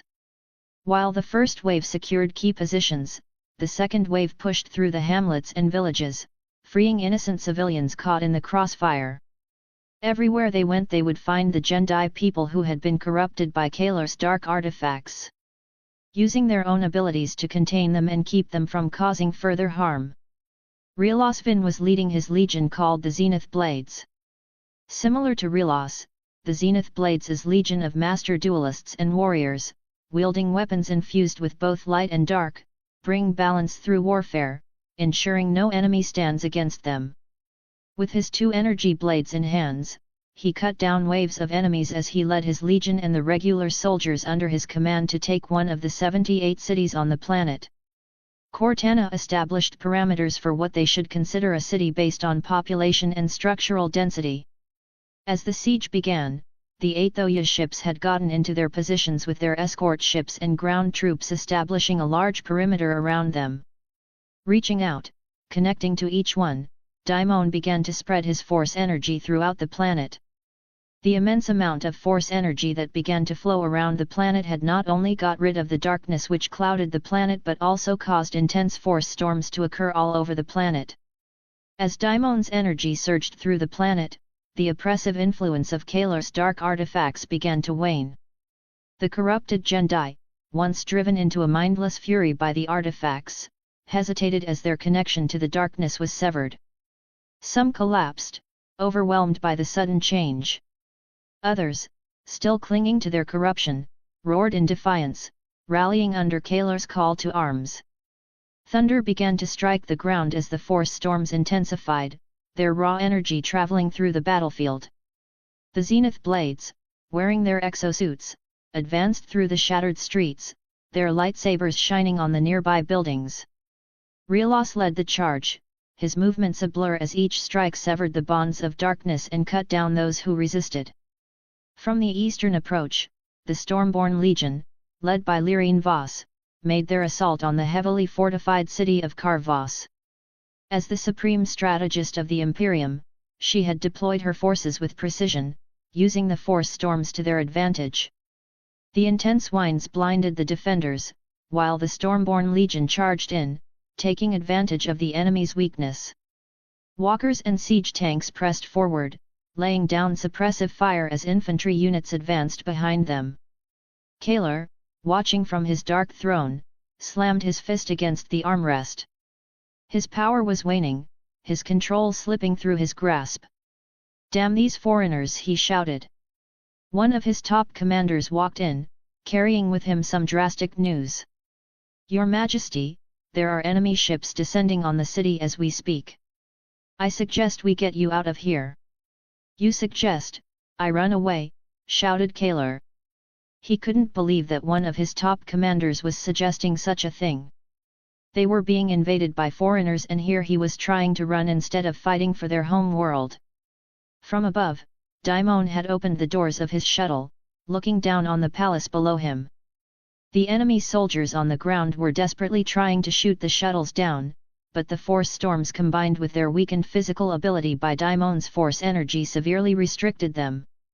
"Everybody follow me," ordered Daimon as he jumped out of the shuttle, falling directly above where Kalar was standing.